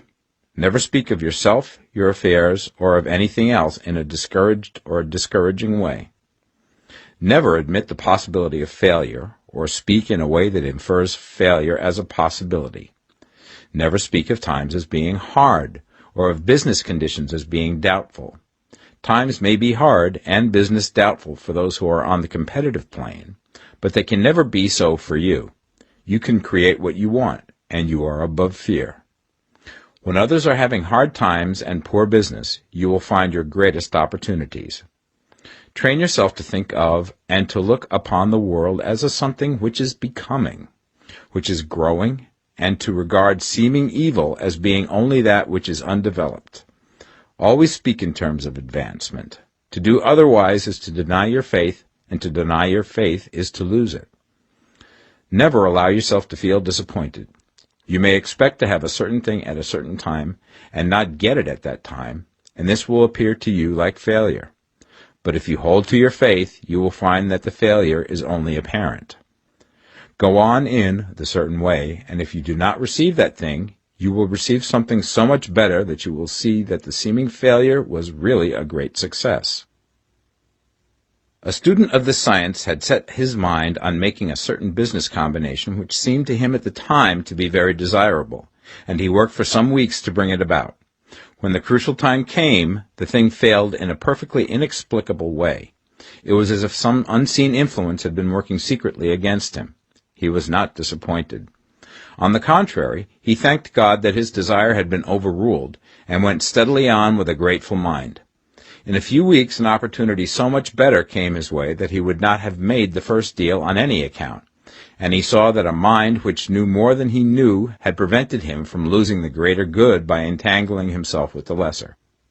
That is the way every seeming failure will work out for you, if you keep your faith, hold to your purpose, have gratitude, and do, every day, all that can be done that day, doing each separate act in a successful manner.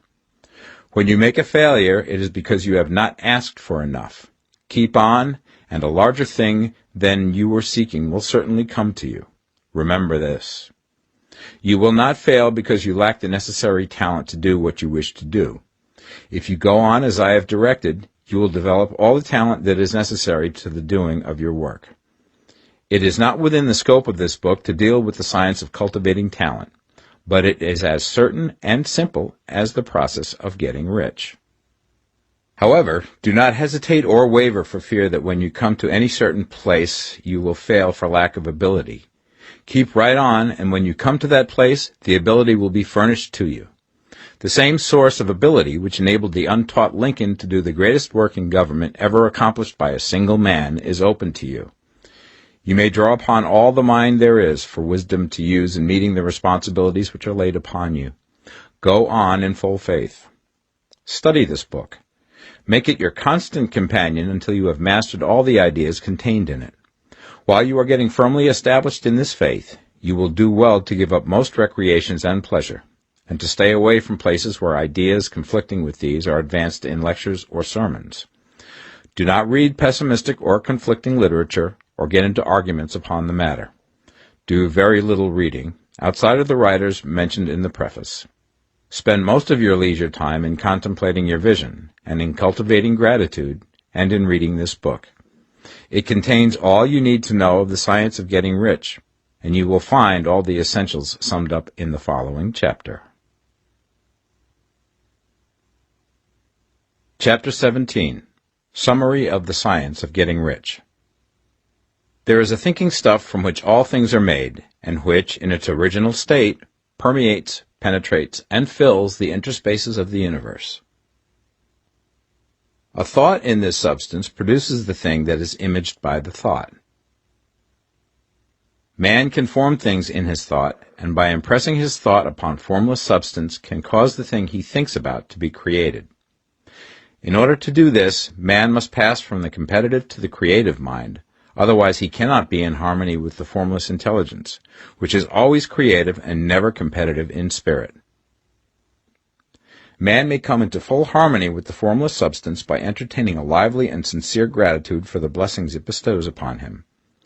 Gratitude unifies the mind of man with the intelligence of substance, so that man's thoughts are received by the formless. Man can remain upon the creative plane only by uniting himself with the formless intelligence through a deep and continuing feeling of gratitude. Man must form a clear and definite mental image of the things he wishes to have, to do, or to become, and he must hold this mental image in his thoughts, while being deeply grateful to the Supreme that all his desires are granted to him. The man who wishes to get rich must spend his leisure hours in contemplating his vision, and in earnest thanksgiving that the reality is being given to him. Too much stress cannot be laid on the importance of frequent contemplation of the mental image, coupled with unwavering faith and devout gratitude. This is the process by which the impression is given to the formless, and the creative forces set in motion. The creative energy works through the established channels of natural growth, and of the industry and social order. All that is included in his mental image will surely be brought to the man who follows the instructions given above, and whose faith does not waver. What he wants will come to him through the ways of established trade and commerce. In order to receive his own when it shall come to him, man must be active, and this activity can only consist in more than filling his present place. He must keep in mind the purpose to get rich through the realization of his mental image. And he must do, every day, all that can be done that day, taking care to do each act in a successful manner.